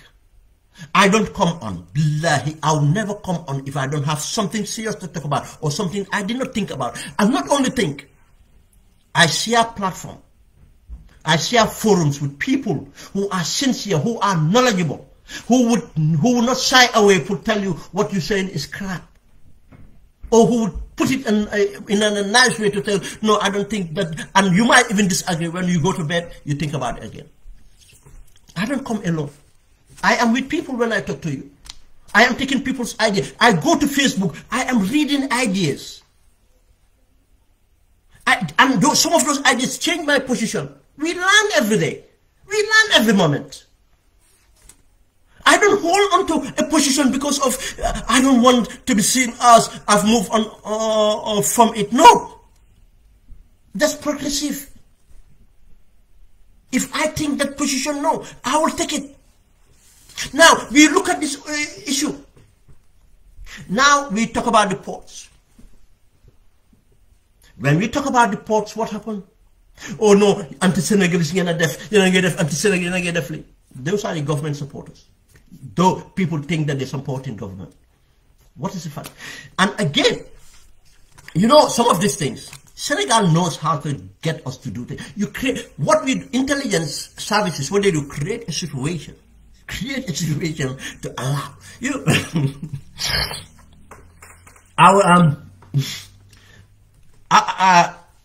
probably I'll do that. Probably I'll give an example how these things are done. What happened here is, Barrow, I think, I've not listened to that properly, but I think Amadou Sane have addressed that, how reports got to this. They had people that came genuinely, not even give us loan, but to work with us and develop reports. A brilliant idea. I don't know which people is talking about. I did not listen properly, but I think it's Dubai Wall. I know of Dubai Wall coming up. I know of different entities coming up. Better. They're coming up with better options. But Barrow went for this. Barrow again. Oh, this is good. Barrow went with China. We, you know, I can tell you, when the World Bank meeting happened, in Washington, I came and did a program and I talked about most of the things that happened there, and people were surprised. Hey, I knew what happened there. And again, the World Bank, and if you see what the World Bank and others are trying to do, is to tell them you have to move away from China, or you have to reduce your cooperation with China on certain areas, because this is what's going to happen. And this is yeah, World Bank was looking after Western interests too, but again, to look at it, they have a point. They have a point, because again, we have seen how China was doing business with African countries and other. Look at Sri Lanka today. Sri Lanka, what is happening in Sri Lanka today? Because of the problem, they went with China. And the Chinese supporters would not want to hear that. But again, he went with China. Because of what is a loan, money. Money to come in. And apparently, this is not, I don't have a fact on this, but there's a narrative that Senegal kind of push Gambia to go to the China route, away from the other routes, because they know what is going to happen. The project would delay before everything else. They have their people, and Alhaji Cissé is an agent of Senegal. I'll tell you that. Alhaji Cissé is an agent of Senegal, and Mamboure is likely an agent of Senegal. And that was one of the people said what Jammeh told. That's one of the reasons he had problem with Jammeh. That was Jammeh suspected him of, working with Senegal on certain things, and that is to do with the Senegambia bridge. That's for another day. But I'm pointing this, that certain people I know used to be an agent of Senegal within the Jammeh government. I know that. There was a special lady, in fact, was implanted in there. This thing was an agent of Senegal. Now, this issue about the port, they went. Barrow did not want the efficient thing, the prudent thing to do. Gambia to be viable. Have their port. No, he was looking at the money. Okay, China, loans from China, this in for China, this in for China, He can have his way. But he didn't even understand that he would not have what he wanted from China, what he thought he was going to have China. China was not going to give you the money. And when that happened, again, Barrow style, they bypassed the other stakeholders. They bypassed the Minister of Finance, Amadou Sane, yes. They went with the Minister of Minister of Works, Bailanin, to Dakar to sign the agreements. And I can remember the the board that was looking, the board for overseeing, board of directors overseeing reports, when they look at even the agreement, they said they did their interventions and they made some recommendations before even to go forth with the signature. They disregarded because they said that the pricing was over valued, and they said the components needed to be separated. The procurement component, you know, they try to bring in kind of a balance. In fact, even to make the project proposal viable. The board did intervene, and I think Alpha Barry was one of the board members. But there was an allegation, Sisi, again, that Alpha Barry and other people in the board were representing the other interests, and which might have been very true. Some were representing Dubai port, some were representing the interest of the French port managing company, whatever, I forgot the name. They were there. You see, this again, Barrow. People think, why Barrow? The boss stopped with him. Barrow, because of his grit, and he's been played with Senegal and Senegalese agents around him. Gambians, these are Gambians. And Senegal, by virtue of controlling our state house and our cabinet, knows everything that we discuss. Now they can preempt. They know how to do it. No, Barrow failed us. If Barrow have done the security sector reforms, we could have our own security back in check. But no. Now again, we are being sold to Senegal. Let's move on. We've seen this project fail. But what other project failed? OIC. I keep on saying the OIC project failed from the onset. The minute Lamin Sane, Nyang'Jai and others left, I came out and said this is the reason they left. And because of that, the project is going to fail. I said the project is going to fail. The person appointed and my own brother's Esa Bukarsiwi is incompetent, have no competency, have not even run a corner shop. His boss, something Diba, Mohammed Diba, something Diba, have on wherever he's been was family planning and those NGOs, and it's disaster. He have been disaster in all those places. I said it's going to fail. They don't have what it takes to run this thing. And not only that, the reason that make Lamin Sane to left his secondment go back to his job was because of these people wanted control. They wanted control. They wanted control of revenue expected to come in, and they wanted control over giving out contracts so that they can have kickbacks. They wanted control entirely. And this was the Minister of Local Government, this was the Minister of Works, this was the Minister of Finance, this was President Barrow. And what happened now? With everything they failed. They completely failed. They failed in every measure. They could not raise the money they needed to raise. They ran into different contracts. Now they are taking loans, and the projects, it could have been executed without those loans being taken or little loan being taken. We have seen the short time that Lamin Sane was there, how much resources was mobilized or promises mobilized. What I told you, first thing they did, Tangara went and recognized Armenia, the Republic of Armenia. By that time, Lamin Sane have already secured $10 million US, 10 or 50 million US dollars, I can't remember, to come to support projects by Azerbaijan, government of Azerbaijan. These people are rivals. Armenia doesn't benefit us anything. Yes, diplomacy is about benefit. That's our state interest. It should be our national interest. Recognizing Armenia forward because of what? French interests. French supporting Armenia against the Turkish, against the Azerbaijan's government. He, being the slave of French, went and recognized them.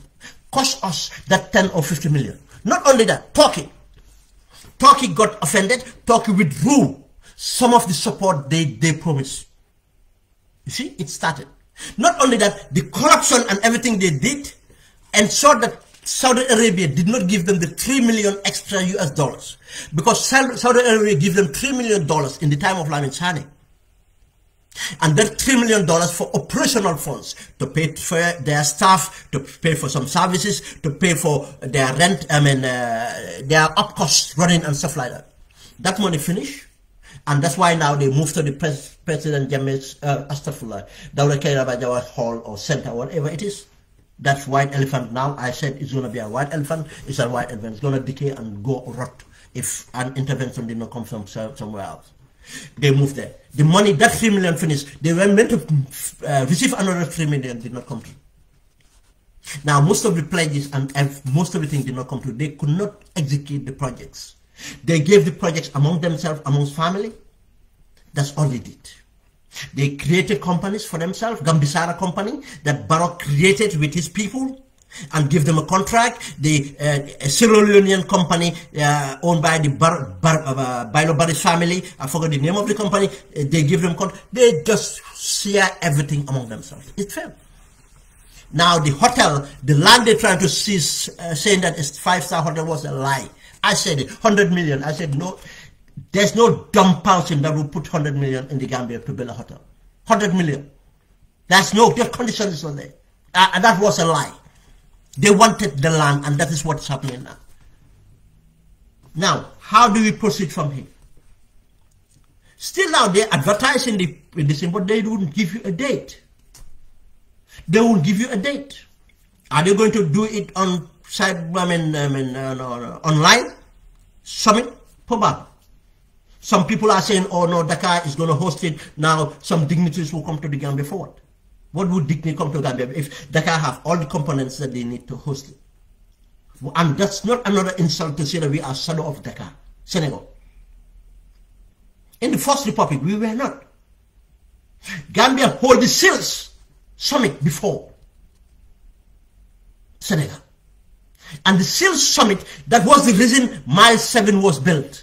Around Radio Gambia, those properties you see, Mile 7 was built before the SEALS, because of the SEALS summit, 1974, I think. And then those, this thing was transferred to house technocrats and servicemen. We lost the OIC project, and do we know a transformation the OIC project was going to do? Now, even if we build the road very expensively, because we are going to take loans. And most of this would have been done free if we had the right people, if Barrow was not greedy to take everything. Just ask, go and find out, Senegal, technically most of what they built in the OIC was free. Because they have the competence to deliver. From hotels to road, don't see the transformation of Dakar because of the OIC project. That's what we expected. And I said, look, I'm a critic of Yaya Jammeh, but I can tell you if Yaya was in charge, that would have been delivered. To what specs, I cannot tell you, but it will be delivered. But this is what we have now. Everybody is greedy in that government. Everybody's taking as they want. We move on now. We move on the parliamentary. I've taken a long time now. I don't think I will finish this program, but I'll take one or two. We move on to the parliamentary. I'll do it proceedings and the select committees. You see, I said it.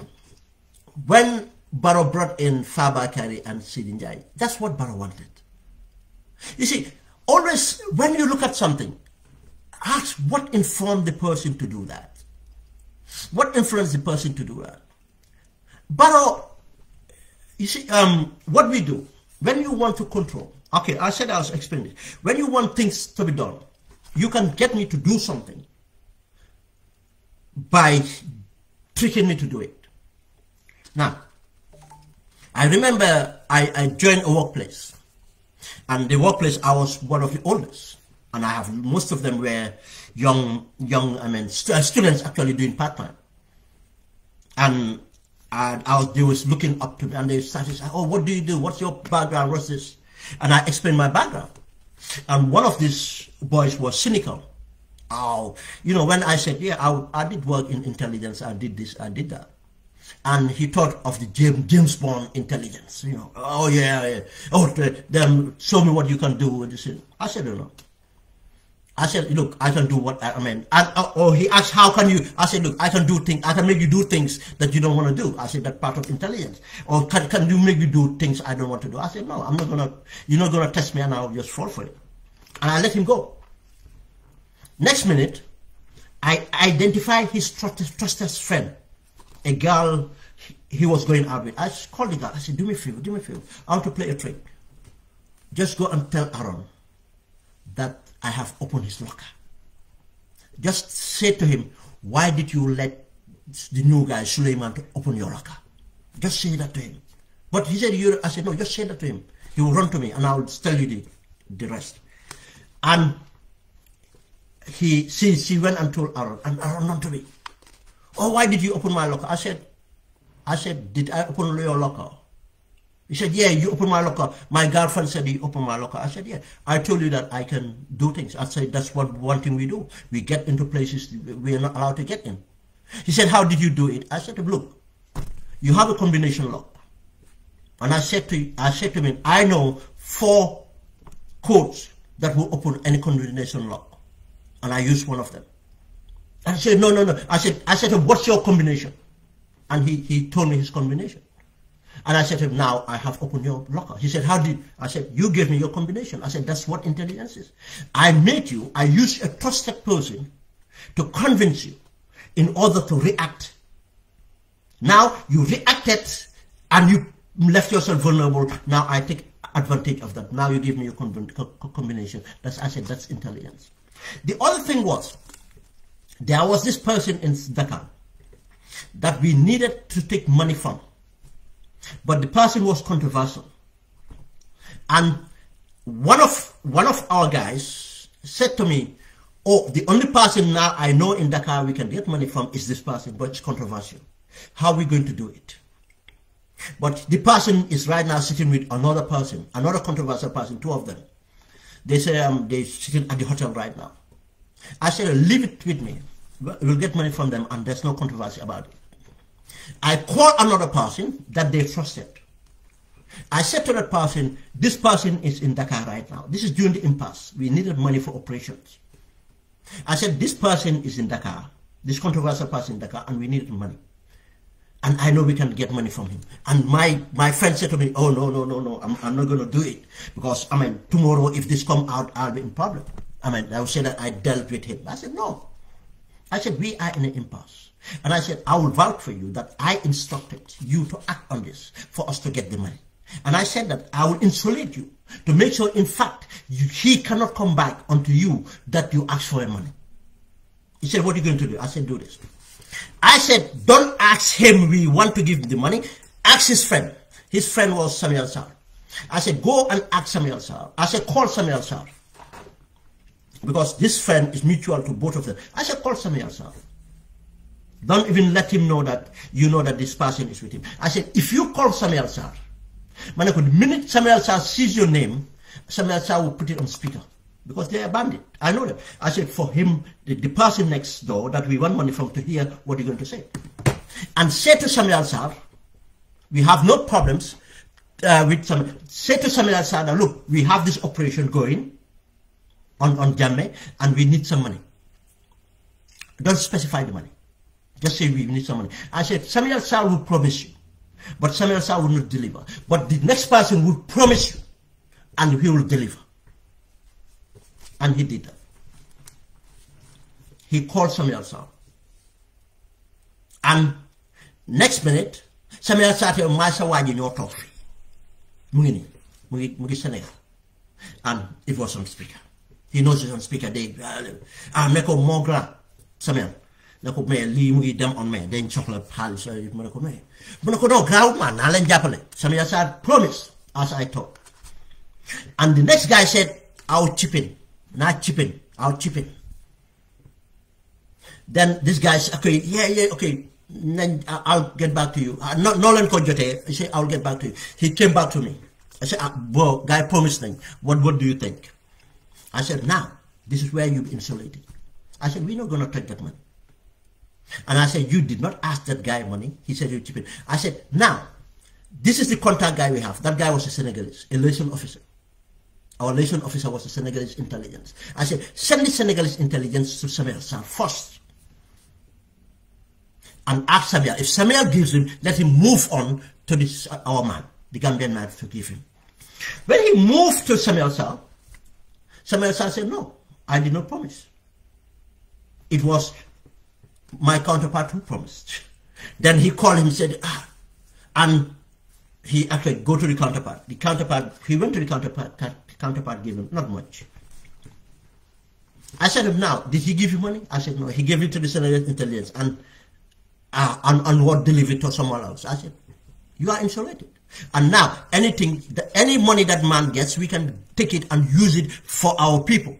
I said, we can justify that. That's intelligence. You see, this is what is happening to Barrow. You have all these APRC guys, and some of them, conflicted in many ways. And now, some of them controlled by Senegalese intelligence. They go through them and get to Barrow and advise Barrow, and Barrow, even you come to Barrow with good advice, these people take that advice off, and these people work with Barrow to insulate Barrow and to control Barrow and to bring their people in. This is what is happening exactly. Barrow is not in control. And we'll come to the cabinet appointments. It's not in control. He will think that he's in control. At times they make him believe that he's in control. At times they will even let him flex his muscles.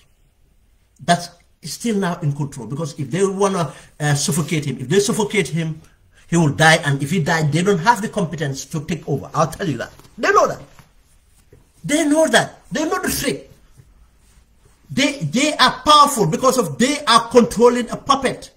They are the puppet master. If the puppet is no more, they cannot be puppets. They cannot create another puppet. They did not create Barrow. We created Barrow. Now, this is what is happening here. They are controlling Barrow into the sense, and Barrow now just put in a representation in Parliament that he wants. These people want Fabakary. That's a strong statement. Now they move on to the cabinets. Why security? Why do you think they want 𝐶𝐶 to chair the security? Why do you think they have the selection of security? For this remaining of, they don't want people to challenge the Senegalese two things, economic, and if economic have to leave, a Senegalese contingent in the Gambia. These are the two. That's the only interest they have in the Security Committee. Now they cannot trust anybody else to do that for them. That's why they brought 𝐶𝐶 in Parliament. I said to you when they appointed 𝐶𝐶, I said, watch out what 𝐶𝐶 or what they want 𝐶𝐶 for. 𝐶𝐶 have proven that he will do anything. He will sell anybody for what he have. Now Barrow have given him what he wants, 2-story buildings. He have money. Jammeh have not even given him that. And for Barrow will not touch him. This is a secure job. And Barrow will not even touch him. The worst is Barrow relocating for somewhere else. That's why I say, let us not be divided. Let us be tolerant. Let us open up. This is, you see, these people want to push us. If they want to stop Parliament be effective, what they say that they don't want system to work, democratic to work. Now, if democratic didn't work, chaos will happen. They are justifying other means, and we should not want that means to happen. Tomorrow they say, "Wow, nyom ben soirée, nyom fi auto demonstration." No, these people created it. Barrow has the opportunity to bring in competent people, especially when he realized that elections have happened. The reason the president was given this prerogative or privilege, it was to bring in a balance in help to balance in Parliament, and then he should thought about the competency of people to bring in Parliament. Now, this is what they brought us, but again, as I said, Barrow would do what he does. What we do? I said that let Parliament. I know he would have his way in Parliament because he can't the votes. He can't the numbers. Now he's going to buy other MPs. He let him buy them. That's their responsibility. In history, they will remember people being bought. And not dignity. They don't have dignity. Nobody with dignity can be bought. There's no price for that. They are just, they sold their souls. That's all they have. The soul that belongs to Allah, that they took in Allah gave it to them to use in a way. No, they decided to render it to Barrow, to use. That's what they are. They are no humans. Now, they are soulless beings. Now, what we ask for, even if it's 10 MPs, 5 MPs, stand your ground. That's what accountability is for, to hold them on records. Bring in, don't wait government to sponsor bills. Sponsor bills. Let it not even be voted. We will know that it's been done. Then the government will be seen for what they are, that they voted against a bill. They voted against a bill. They will be seen for bringing bills that are not. Vote against those bills. For those MPs too, that when we borrow, can be seen for what they are. And those few MPs we have that stood their grounds, not on partisan grounds, but on national interest grounds, can be recognized. That's what we expect from Parliament. Let's move on to Cabinet, because it's going to the 3-hour mark. I didn't want to stay on 3 hours, but that's what these discussions do. They do open up. The Cabinet appointments, again, I cannot guarantee every name I think of or I know or I've been struck about is going to be in there. But two things you're going to see. A cabinet that is APRC, a cabinet that is Barrow Atayevu.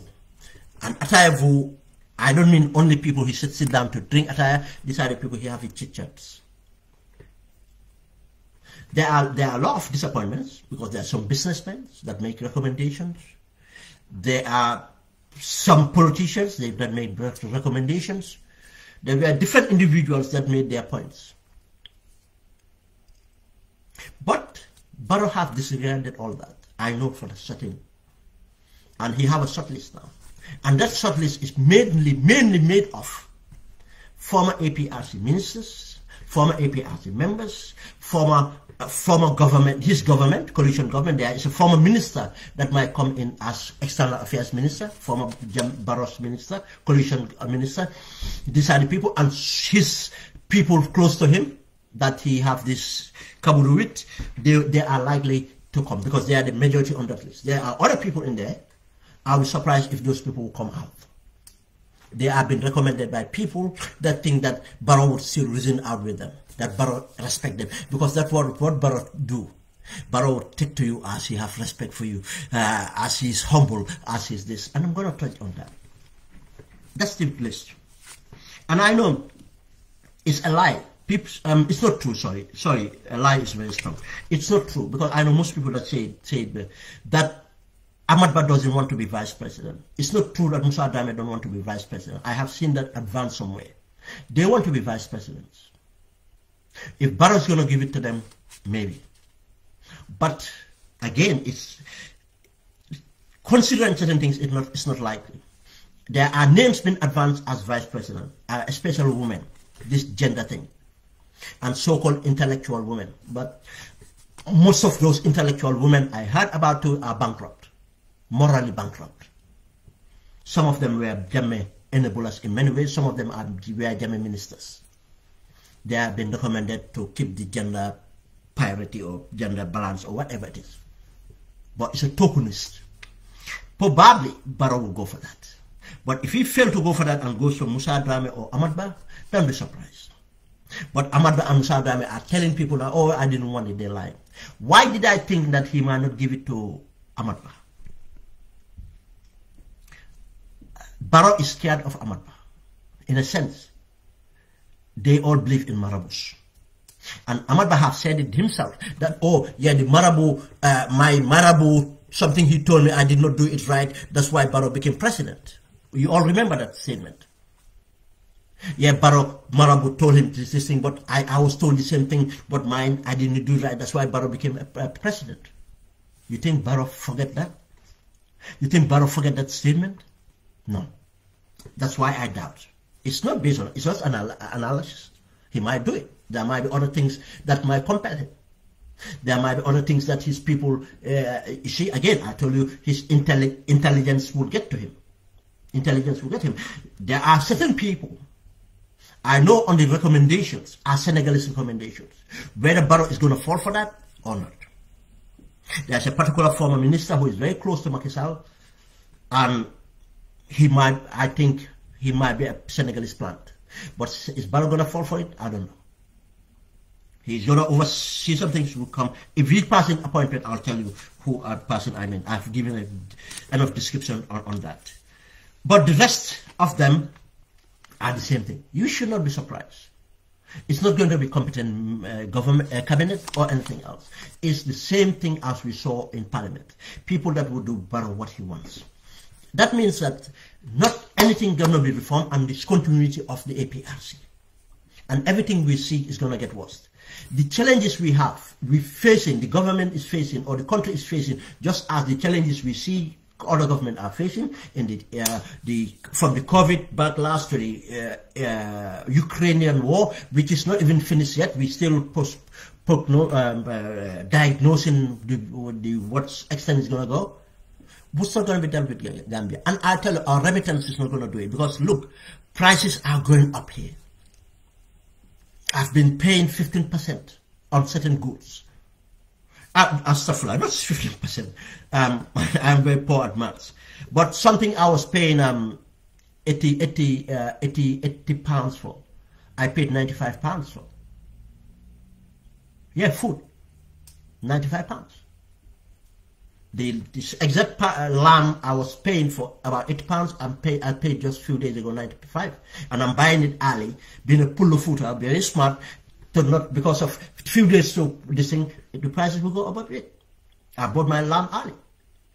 And the cereals and Jola can say whatever it is. It's not been greedy, it's just been smart. You see, these are going to happen, and this is going to affect my take home. And if it affects my take home, it's going to affect my remittance payment. As much as I care about my people, my family here comes first. My future comes first. The little I have to reserve, that's what goes to them. And that's what aspect. The electric and gas is going up. Petrol, other transportation, other things have gone up. Mortgage interests are going up. And all this is mount up. It's going to affect. But instead of, and people will come out, oh yeah, we cannot blame government. We can blame government, because a government should be in position to do something about this. Not to cushion up, but to bring in people who can do it. But no, he's just going to bring people to help him. And what will happen is the country will collapse. Just as we see government collapsing in Sri Lanka, I think we can study from Sri Lanka what is going to happen to the Gambia. Now, from the government appointments, two things have come up. I've wrote a post. I've shared a post, and that post have I said I'll come back to this. The reason I said I will come back to this is I didn't have time to put down what I think about that post. And the post is Batambidu. You see Batambidu standing here taking a certificate from the victim center. And the other post is Tangara. Tangara receiving the, what do you call it, backway or migrants, backway migrants. I posted it and said, what do you think about this post? It's interesting that Batambidu we have not heard from way when he left. He's always in the Gambia. He's always in the Gambia. I don't know what sort of job he does, but he's always in the Gambia. Now we see Batambidu receiving the victim center. I cannot, you see, again, I cannot go against the victim center because I care about the victims. I care about the victim center for their leadership and everything. But again, I think there's a miscalculation here. We cannot hold Jallo, what's his name, the justice minister, accountable when we don't hold Batambidu accountable. Batambidu is the architect of the transitional justice. For every problem we have today, we can put it on the doorstep of Batambidu. Not only Barrow, but Batambidu. He was the architect. He was the one who sold us the TRRC. He was the one who sold us everything else. And Batambidu was the first to release the junglers. Presidents. Presidents are very important. Bartambiedu was the first to release the jungle presidents. Not only that, Bartambiedu helped Barrow to steal $50 million from the victims. Again, I keep on, this another assassin I keep on saying, and Gambians just disregard it. And I know Gambians that know about this. And again, whoever contact me, I'll send you the video that Bartambiedu in Parliament, and if I have time, I'll put in my timeline again. Bartambiedu in Parliament admitting, and Parliament did not follow up to see what Bartambiedu have admitted. And this is what happened. The Senegalese government gave $50 million to the Gambia government to onward transfer to the victim support as their contribution to the transitional justice, for the contribution as a donation to the victims. That $50 million came from proceeds of the timber that was impounded when the government came at the Ports Authority. And that timber was sold in the open market, and the money was 100 million, and 50 million was given to the Senegalese government as their share, because the timber came from Senegal, Casamance. Now, that 50 million, instead of being given to the victims, it went again to a special account. Go and listen to Bartambiedu, not me. A special account. Under who? Barrow. Now, this Gambia government turned around, according to Bartambiedu's explanation again, turned around and gave 50 million to the victim center, to the victims, to say that this is the government contribution to reparation. Now, if government took 50 million, they said they took the 50 million from the proceeds of the sale of Jammeh's assets. Now, that's the budget line. They took the money from the budget line of Jammeh assets and gave it to 50 million to the victims. Now, ask yourself, where is the 50 million from the Senegalese? Who is holding the 50 million for the Senegalese? Did Bartambiedu not facilitate corruption? Did Bartambiedu not facilitate the president to steal 50 million? Where is the 50 million?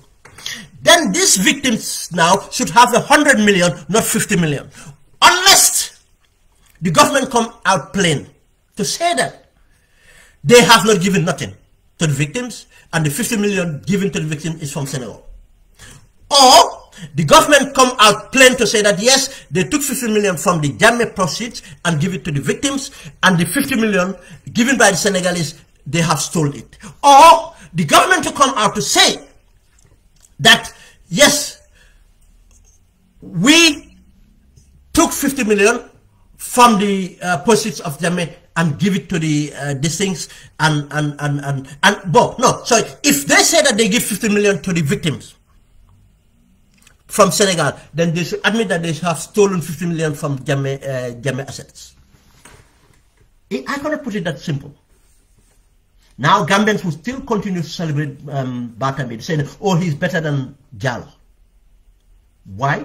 Are you related? Because you related to Bartambiedu, or he's your friend? Or because of what? This is evidence. Just as Bartambiedu got money from the money from the representing the government as a minister, been paid per diem, been paid everything, and took money for money being contributed towards the Rohingya trial. Why that money was not taken to go to the AG chambers, to help build capacity in the chambers, to build the library of the AG chambers, to do something for AG chambers?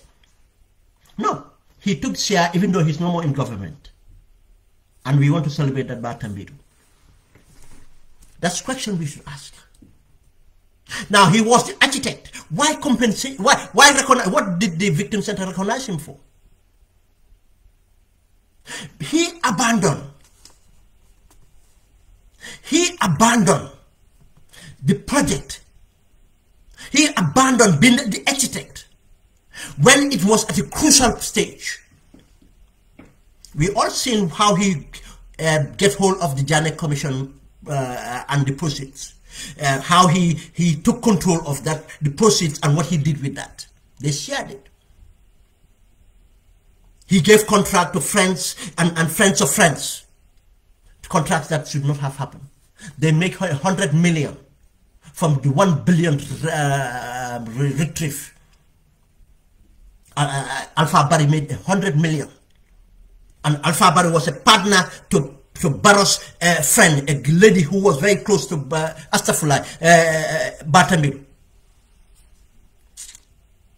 Binta Sisi, very close. He was a partner to Alpha Barry in the deal. Is that not conflict of interest? And Bartamir looked after that?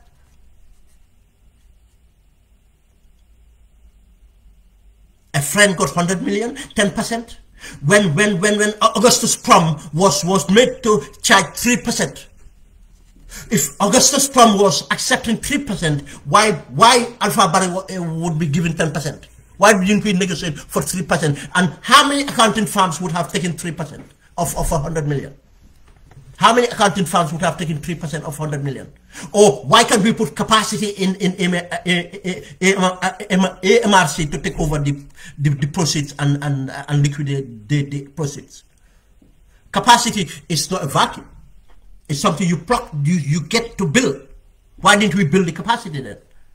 But as Justice Minister, he fought to get control of this thing. That could have gone under the Minister of Finance. Now that Bartamir, what we going to recognize him for? He abandoned the constitutional to complete the constitution, draft constitution. To make sure it goes through Parliament. He knows. He ran away from it. He knows the cock up he did. He knows the cock up he did.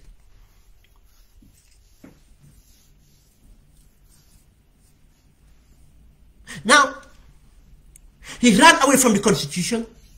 He ran away from the TRRC because he knows the cock up he did.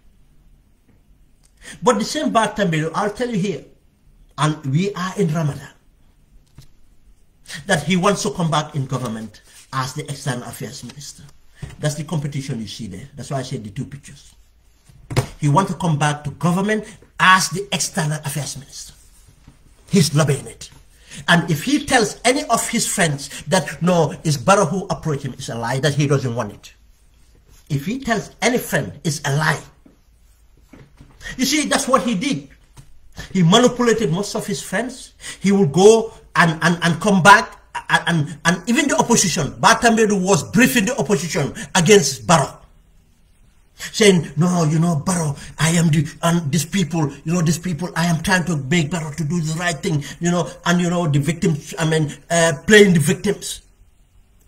I am the one good person, I'm the one good person. So, Bartamir is trying, he will come and make pronouncement. No, he was actually constructing what Barrow wanted, doing anything possible, facilitating everything else. Now he's coming to make Barrow believe that he have what it takes to financial do some financial mobilization.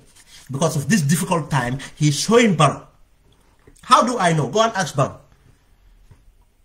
If I tell you that information come out of Barrow, you will have to believe it now. Now, I don't care whether he appoints him or not, but I'll tell you he is on a shortlist. And he is top on that shortlist to be External Affairs Minister. Now, what he does next is his problem. I know other people are lobbying. Now, he is trying to make Barrow believe that he has what it takes, his contacts and everything in the UN and other places, because the government would need money. That's his speech. Because he's trying to make Barrow believe that, because he's saying that he have a track record for that. Yes, you were appointed as technically the chairing the transformation or the reforms. That's why you could attract, and that was a momentum that the Gambia got, the goodwill that international get for now. I'll tell you right now, if Gambia government think that they can squeeze blood out of stone, let them try. Ukraine is taking a hell of money from everywhere else, and the Arabs have other thing to contend with. Wheat prices gone up, everything they consume is gone up. If we are not ready to walk and do the right thing, and we think that we can take a big begging basket in the international community, we will see what's going to happen. And Gambians will have to rise up and make sure this happens, because Barrow is not going to do it until we rise up. Now, Bartamir is holding onto this pitch to making Barrow convinced. Go around to say that, oh, Ben is trying to spoil it for Bartender. I don't care who he gives this thing, because he's not going to give it to anyone better. That's what Barrow, that's why I first give you example of people that Barrow is going to give this position to. Just as Bom Bensouda is trying to be the vice president. I don't care, I give it to Bom Bensouda. I know why some people that suggest Bom Bensouda to him, I know why they suggest Bom Bensouda. They are all playing a game. They all using this cabinet access just to control. It's not for our interest. Now, Tangara is holding on there. I'm not saying he might able to squeeze up and retain his position, but I'll tell you, it's gonna be a miracle.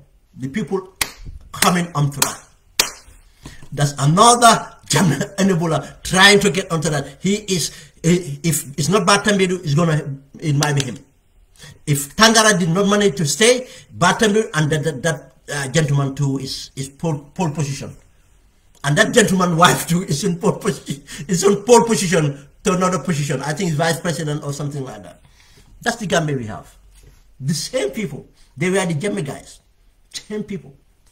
That's why when I always qualify to say APRC, it's not the voters. I don't have those problems with the voters.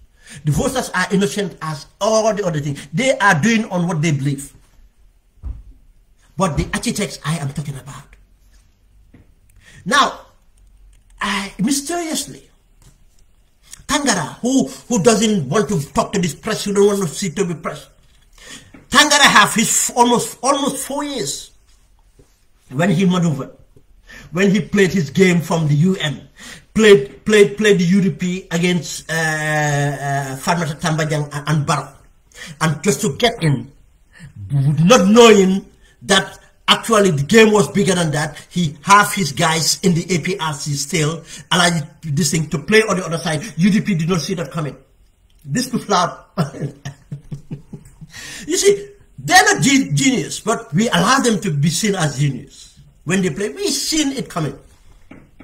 That hack job coming to slash off Madam Tambajang out. And Tangara positioned himself.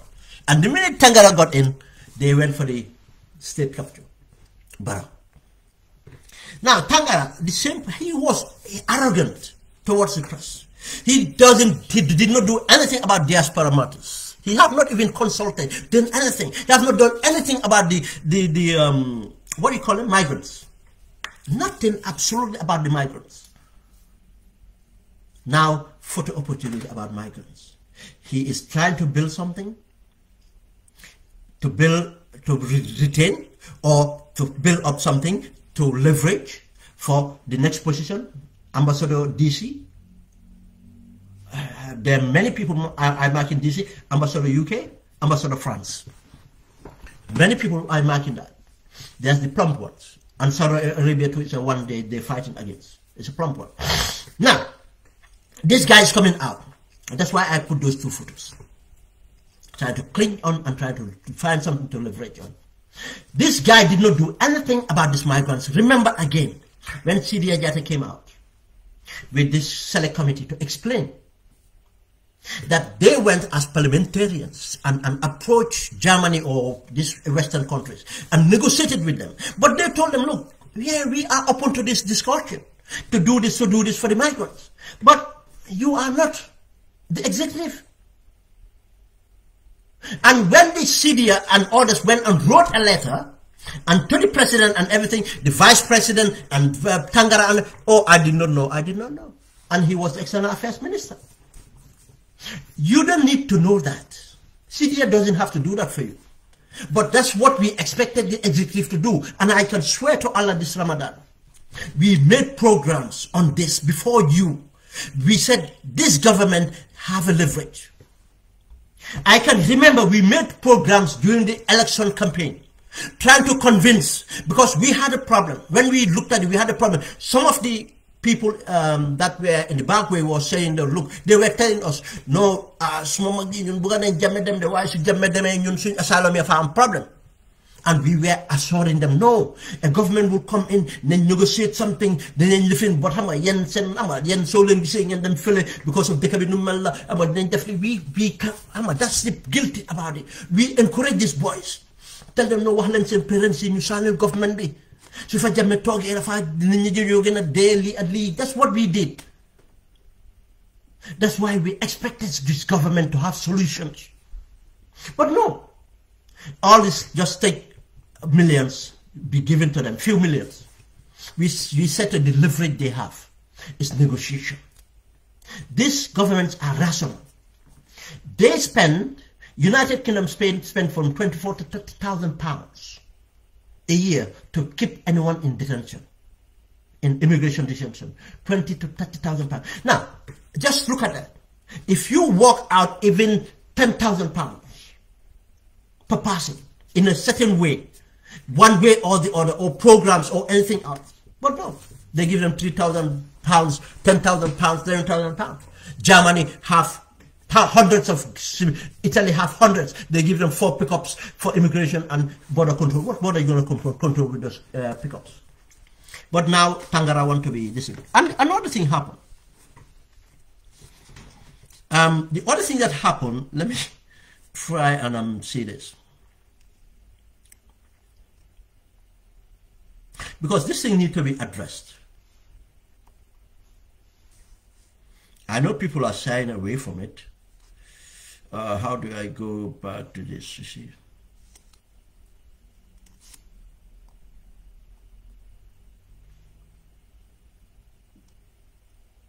Okay.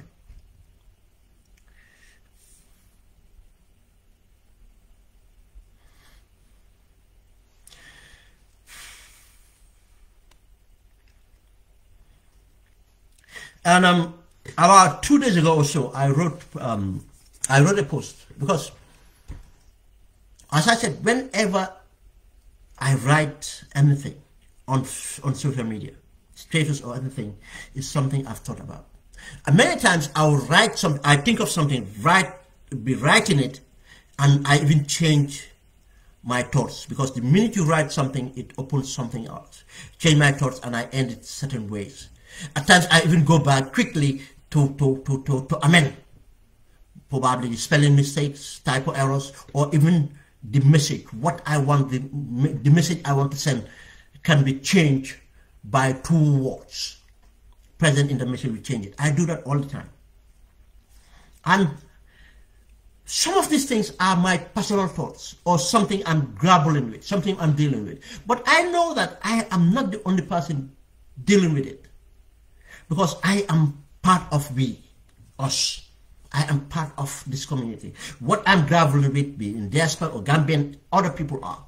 And some of these things are just open. It's someone somewhere all the time is dealing with it. But you know, when you put, and I put it there because it would mean something to something else. This is what social media is. But when you put something there, some people might have an idea what it is, but they don't realize that might be for them, but not might be the person who uttered it, but for or someone else. They don't get that. They think that anything someone's written, they can just get something out of it, and that's what the person meant. No. And that's why I want to bring this. It's having importance on all the time. The first I wrote was, when you have it, you have the potential to lose it. When you don't have it, you have the potential to achieve it. Take care of what is in your possession. Hope and work hard for the best outcome. You will be contented. This came out of from a program I did, the program I did last. And I made a statement about myself or my family. And it was so profound that it got to my head, and I thought about it, and I shared, because it's about owning something and not owning it again. But again, because of, I know that it's not about owning that property or that thing, it's about working hard to achieving a certain set mindset or a certain set environment, or creating a situation that we should be contented with. That's what's important. It's not whether it's measured whether you're rich or wealthy. You can be rich and not morally earn that. You can be wealthy but not morally earn that, or not comfortable or not happy with it. And being contented means that you are okay. You are where you're supposed to be. It's not the amount that counts, but the quality that you have, the impact it has in your life. And in having something too, it might be your wife, might be your husband, might be your children, might be other things. But again, the important point there was hope. I have to amend and put what hope. It's important to have that hope. When we despair, lack hope, that's when we lose everything. We don't try anymore. We don't do our efforts anymore. We don't realize what our hard work is or where our hard work can take us. That hope is an element that is very important. This was the reason I wrote it. It's very personal unto me. I did not even say exactly why, the personal bit, because I want to keep that still with me. Probably one day I'll share it. But it's profound that it hits me. I had to write. But again, after that, something else happened. Personally to me, again. And I wrote this. I said, and this thing again was something that happened between myself and someone close to my family. And it brought out, it came out very badly. Over the years. And recently, it kind of reconnected.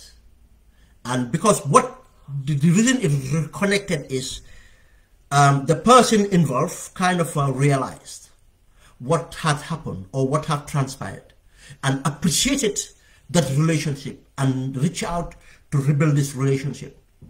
And what I learned from that was profound to share. And I said this: don't judge a person based on how he or she treat the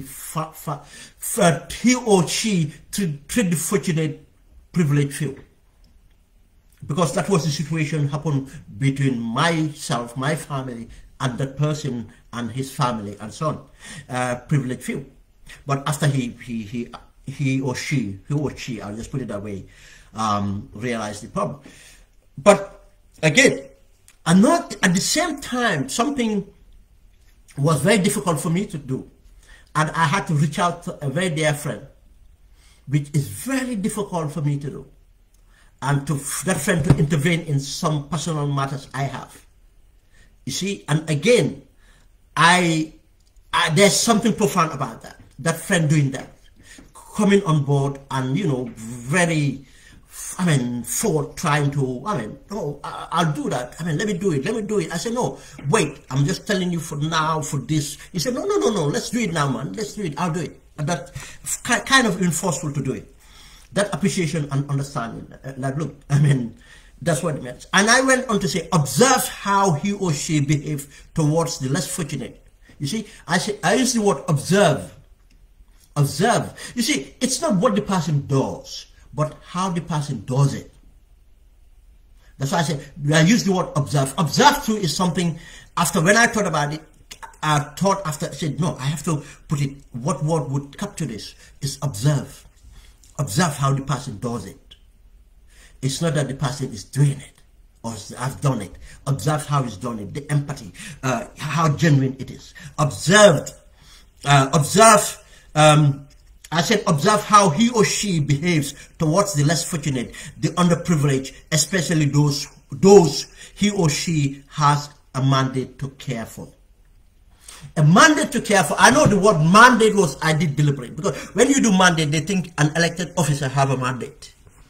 A mandate for me is my relationship, my responsibility as a citizen. My mandate is my relationship, my responsibility to my family. My mandate is my relationship, my responsibility to my friends. My mandate is my responsibility, my relationship to my community. That's my mandate. This is my mandate that Allah gives me. That's what my relationship with people, that's a mandate to me. I use the word mandate, but the minute you say mandate, they see it in government. And someone went on and commented something that he saw, and Allah knows it, not what I've seen. But because of he brought that up, in fact, made me to look at it in proper. The person said to me, "Oh, are you raising it?" But the person is raising it cynically. It's not raising it genuinely. I know why he's cynical, because he had followed me in 2 to 3 posts, been cynical about my post. And he said to me, is it because of President Barrow visiting 𝐭𝐲𝐧𝐠? I didn't respond. But again, I have my platform. Because again, why it is worth to respond? Don't respond. No, I am not responding to him. But I am responding to a view. You see, you have to take criticism positively. I'm responding to a view that others might have. You see, he has at least spoken his view. Most of us don't speak our views. But he has done his contribution. That's why I said that's a contribution, it's a criticism. It's cynical, but look, I understand it's cynical. But again, I take this cynically, positively. That look, he's not the only person who might have thought about this. Yes, if you look at the post in that angle, it's accurate. But actually, this is my troubles. I am sharing without coming out and give my troubles out. But I know that it helps me, but it helps other people, because other people are going through those challenges. Because we all live in the same environment. We breathe the same breeze, I'll tell you. We have the same challenges. And this is the way we can try to communicate among ourselves. Then when he pointed out to that, I said, right. And I looked at the comments. And I tell you again, something I know. Many people had views different from the views that people are commenting. But because they don't want to be seen as cynical, they will not, share their views about the visit for President Barrow to 𝐭𝐲𝐧𝐠. But in their forums, they would, or one-to-one, they would. But let me tell you this. I have a problem with it. My problem is not visiting. My problem is it's become politicized. And I said to someone, it's become politicized. I said, look, Barrow, I said, do you know that Barrow visit places and people without this attention, without taking a video of photo opportunity? Because he doesn't want us to know that he goes to those places. Because if he knows that he goes to those places, it's a negative to him. Yes, we know that. We know his security details. When he visits his Bullfoot Heights property, he doesn't make it known. When he visits that property at certain time of the night, he doesn't make it known. When he moved away from first moved from the Vice President residence to the State House, when he was visiting the Vice President residence, he was not making it known. He was not putting up silence, driving through the streets in the dead of night. Now, if he wanted to empathize as a public officer, as a president or whatever, or as a friend of 𝐭𝐲𝐧𝐠, he could have done that without us knowing. But if he brings it out, there's a message he's trying to send. And that's what message his supporters have, brother. Oh, he's so humble. But that humbleness is a lie. And that's humbleness, that's what I have a problem with. I don't want that lie to be stick in. I don't want that lie to be not to be challenged. It's a lie, he's not humble. I will come to my facts. He came out, not appropriately even dressed for that occasion as a president,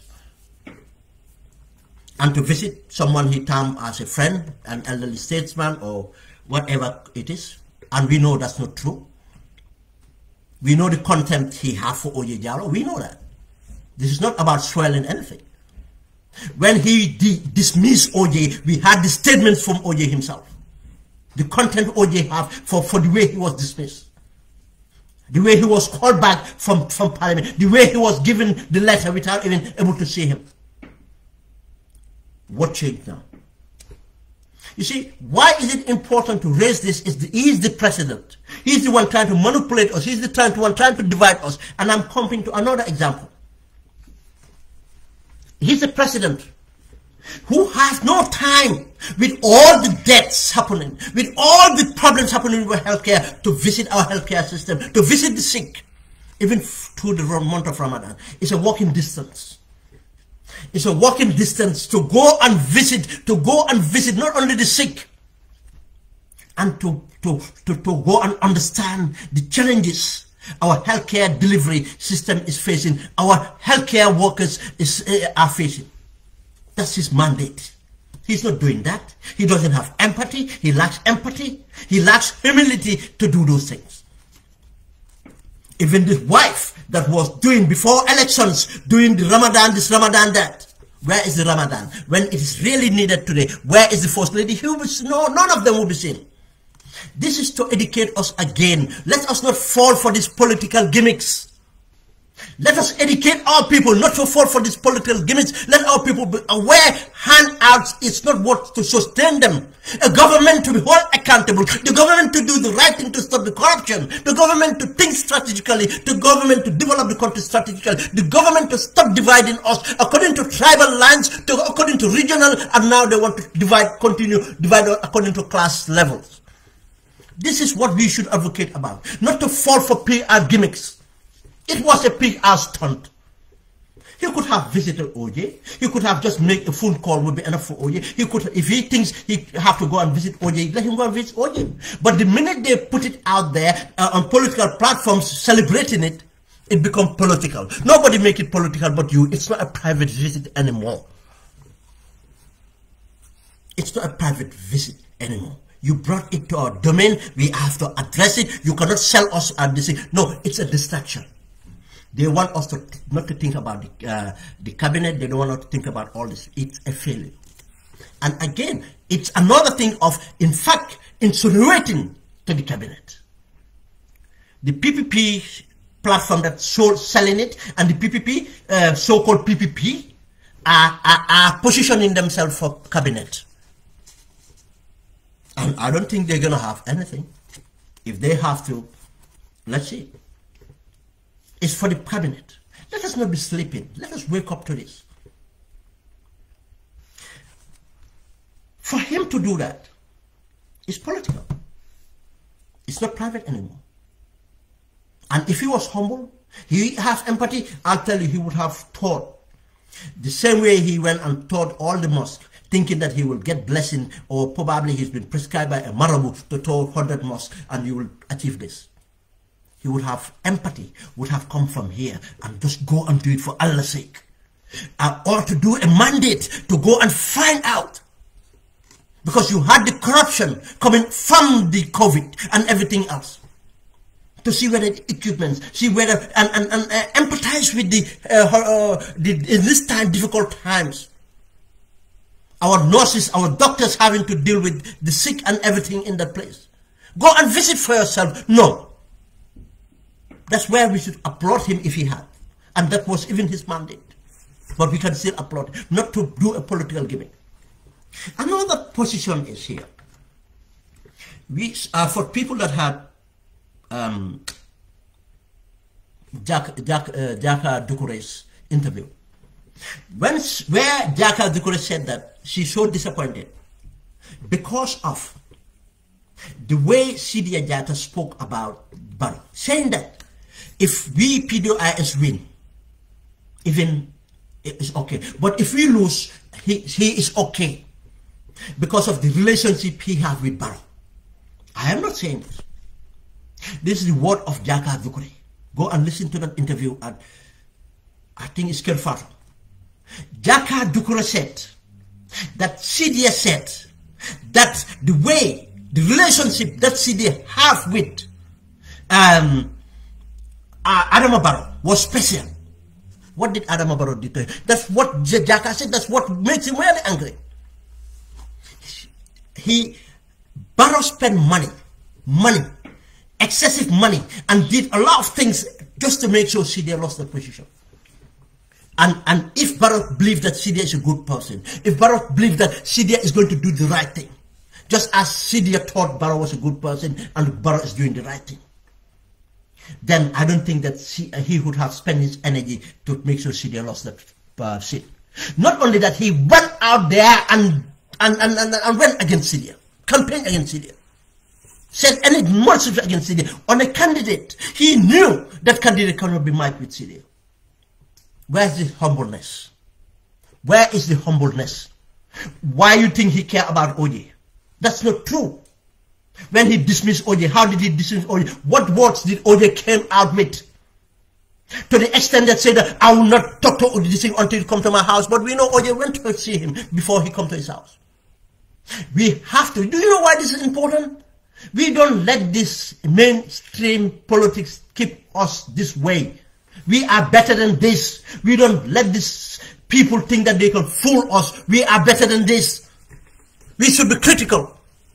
Thank you for that guy that pointed this out for me, thinking that wasn't that what my post was. I think far more than that. My post was not that shallow. My post is not that shallow. If I wanted to say that, I would say that. I am saying it now, even on a bit bigger platform. We have to be very careful. All is divisive. The same way, Barrow, go and look at the videos. Go and look at the pictures. When he became a candidate, I am talking about not even being a independent candidate for UDP. He was like that behind 𝐿𝐭𝐲𝐻𝐿, like a Taliban of 𝐿𝐭𝐲𝐻𝐿, like this. 𝐿𝐭𝐲𝐻𝐿 and others made him who he is. First, I tell you, before we vote for him, he would have gone through that UDP primary. 𝐿𝐭𝐲𝐻𝐿 and others backed him, and he came out. When most of the executive didn't want him to be a leader. Move on from there, he was brought into the coalition. When he was, I can remember in many times, he would say Uncle OJ, Uncle Halifa, Auntie Farmata, and Auntie Dr. C, this thing. And he would just be like that, just a Taliban. Halifa, yeah, Uncle Halifa, Uncle this, Uncle, and everybody else. Oh, okay, man, luma ko nawe mom, lafa respect, at least whatever the case, Gambia, we will not have someone who is arrogant, or someone who will do us this. That's what they were saying. That was a selling point. At least, at least do melni. And I'll tell you, if this person have come through the barrel of the gun, he would have been worse than Yaya Jammeh. If Yaya Jammeh had come through the ballot box, Yaya Jammeh would be better than this guy. Because of what? Because of what he have shown us, where this guy have been taken from, and what has been given, and he turned out to be this way. I'll tell you, Yaya Jammeh would dare not have done that. That's why people who say that Yaya Jammeh is better than him or he's equal to Yaya Jammeh, they are qualified to say that. Now, this guy continued doing that, playing that game, until Halifa refused himself. That press statement, I said it then. When Halifa was in London and talked about system change, the press statement read at the GRTS. It was his reaction they were doing. He reacted. That he did. And again, another evidence is when Dr. C spoke. And when who's Dr. C? We saw the agitation, his anger. The guy is not humble. His anger. Look, Sadauda. If I tell you some of the things done to Sadauda, you will not believe it. Sadauda will come to areas like Bakau. Sadauda would think that he was agitated. Sadauda thought he was being agitated. Bo wicked. For Sadauda, he thought what Bo wicked was that they calling him Bo, he's wicked. Bo wicked was like, you know, wicked, like bad man, bad as good or wicked as good.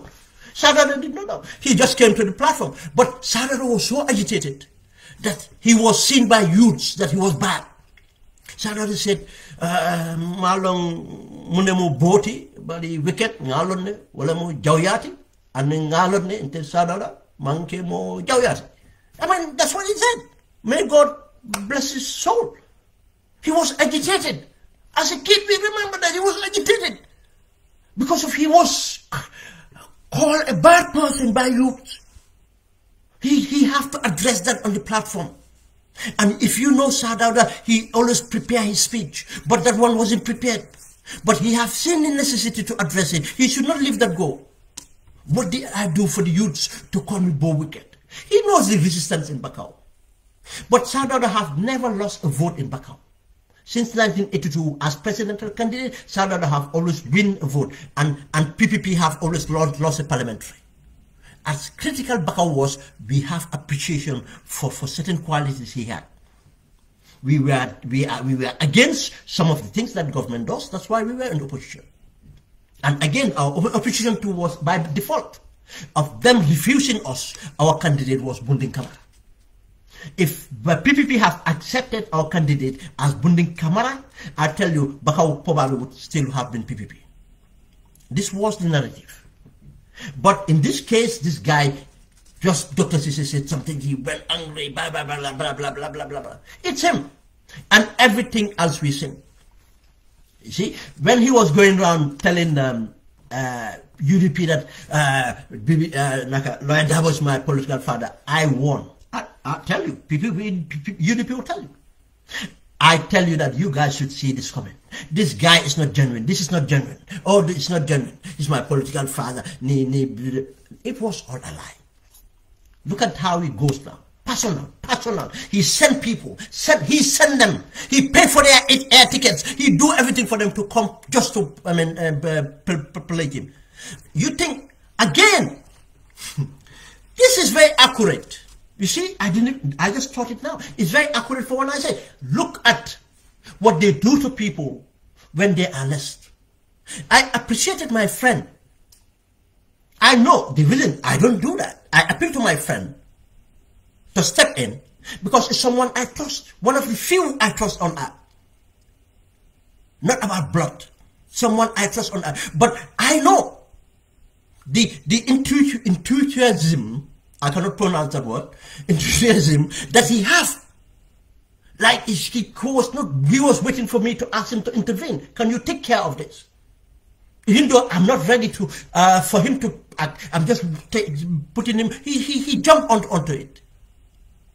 That's a person I know, that God forbid, we have entrenched relationships. He would still value me and would not be anywhere. And another thing is, the other example I give first, someone that we parted for almost years, for her or his own doing, but latter part realized what had transpired and came back. I appreciate it. And again, there's someone I had a very good relationship with childhood. We had a very excellent relationship. And something happened. We grow out of away from each other. And someone said something behind me. And he said to them, look, I don't talk to him. I do believe, it's normal, this is what, that's not true. He bear me witness in my absence. Those are the things I value. This guy is what he is. He's arrogant, he's greedy, he doesn't care, he's ruthless. He's everything a dictator is. He has all the traits of a dictator. He's a dictator. Only Gambia allowed him, and we are allowing him. He's taking the steps, and we are seeing him, structuring it. Now he's got our parliament, now he's giving our security chair to these things. And we allow him, he gives everything else. He's going to give the defense to another APRC. The defense was given to APRC, by the way. The interior was given APRC, and all these things are going to be given to APRC again. This is our position. Thank you very much, guys. It's been a long one. 3.5 hours. I've not done this since I think the struggle, 3.5 hours, but it's just worth it. Thank you very much and have a good day. Thank you.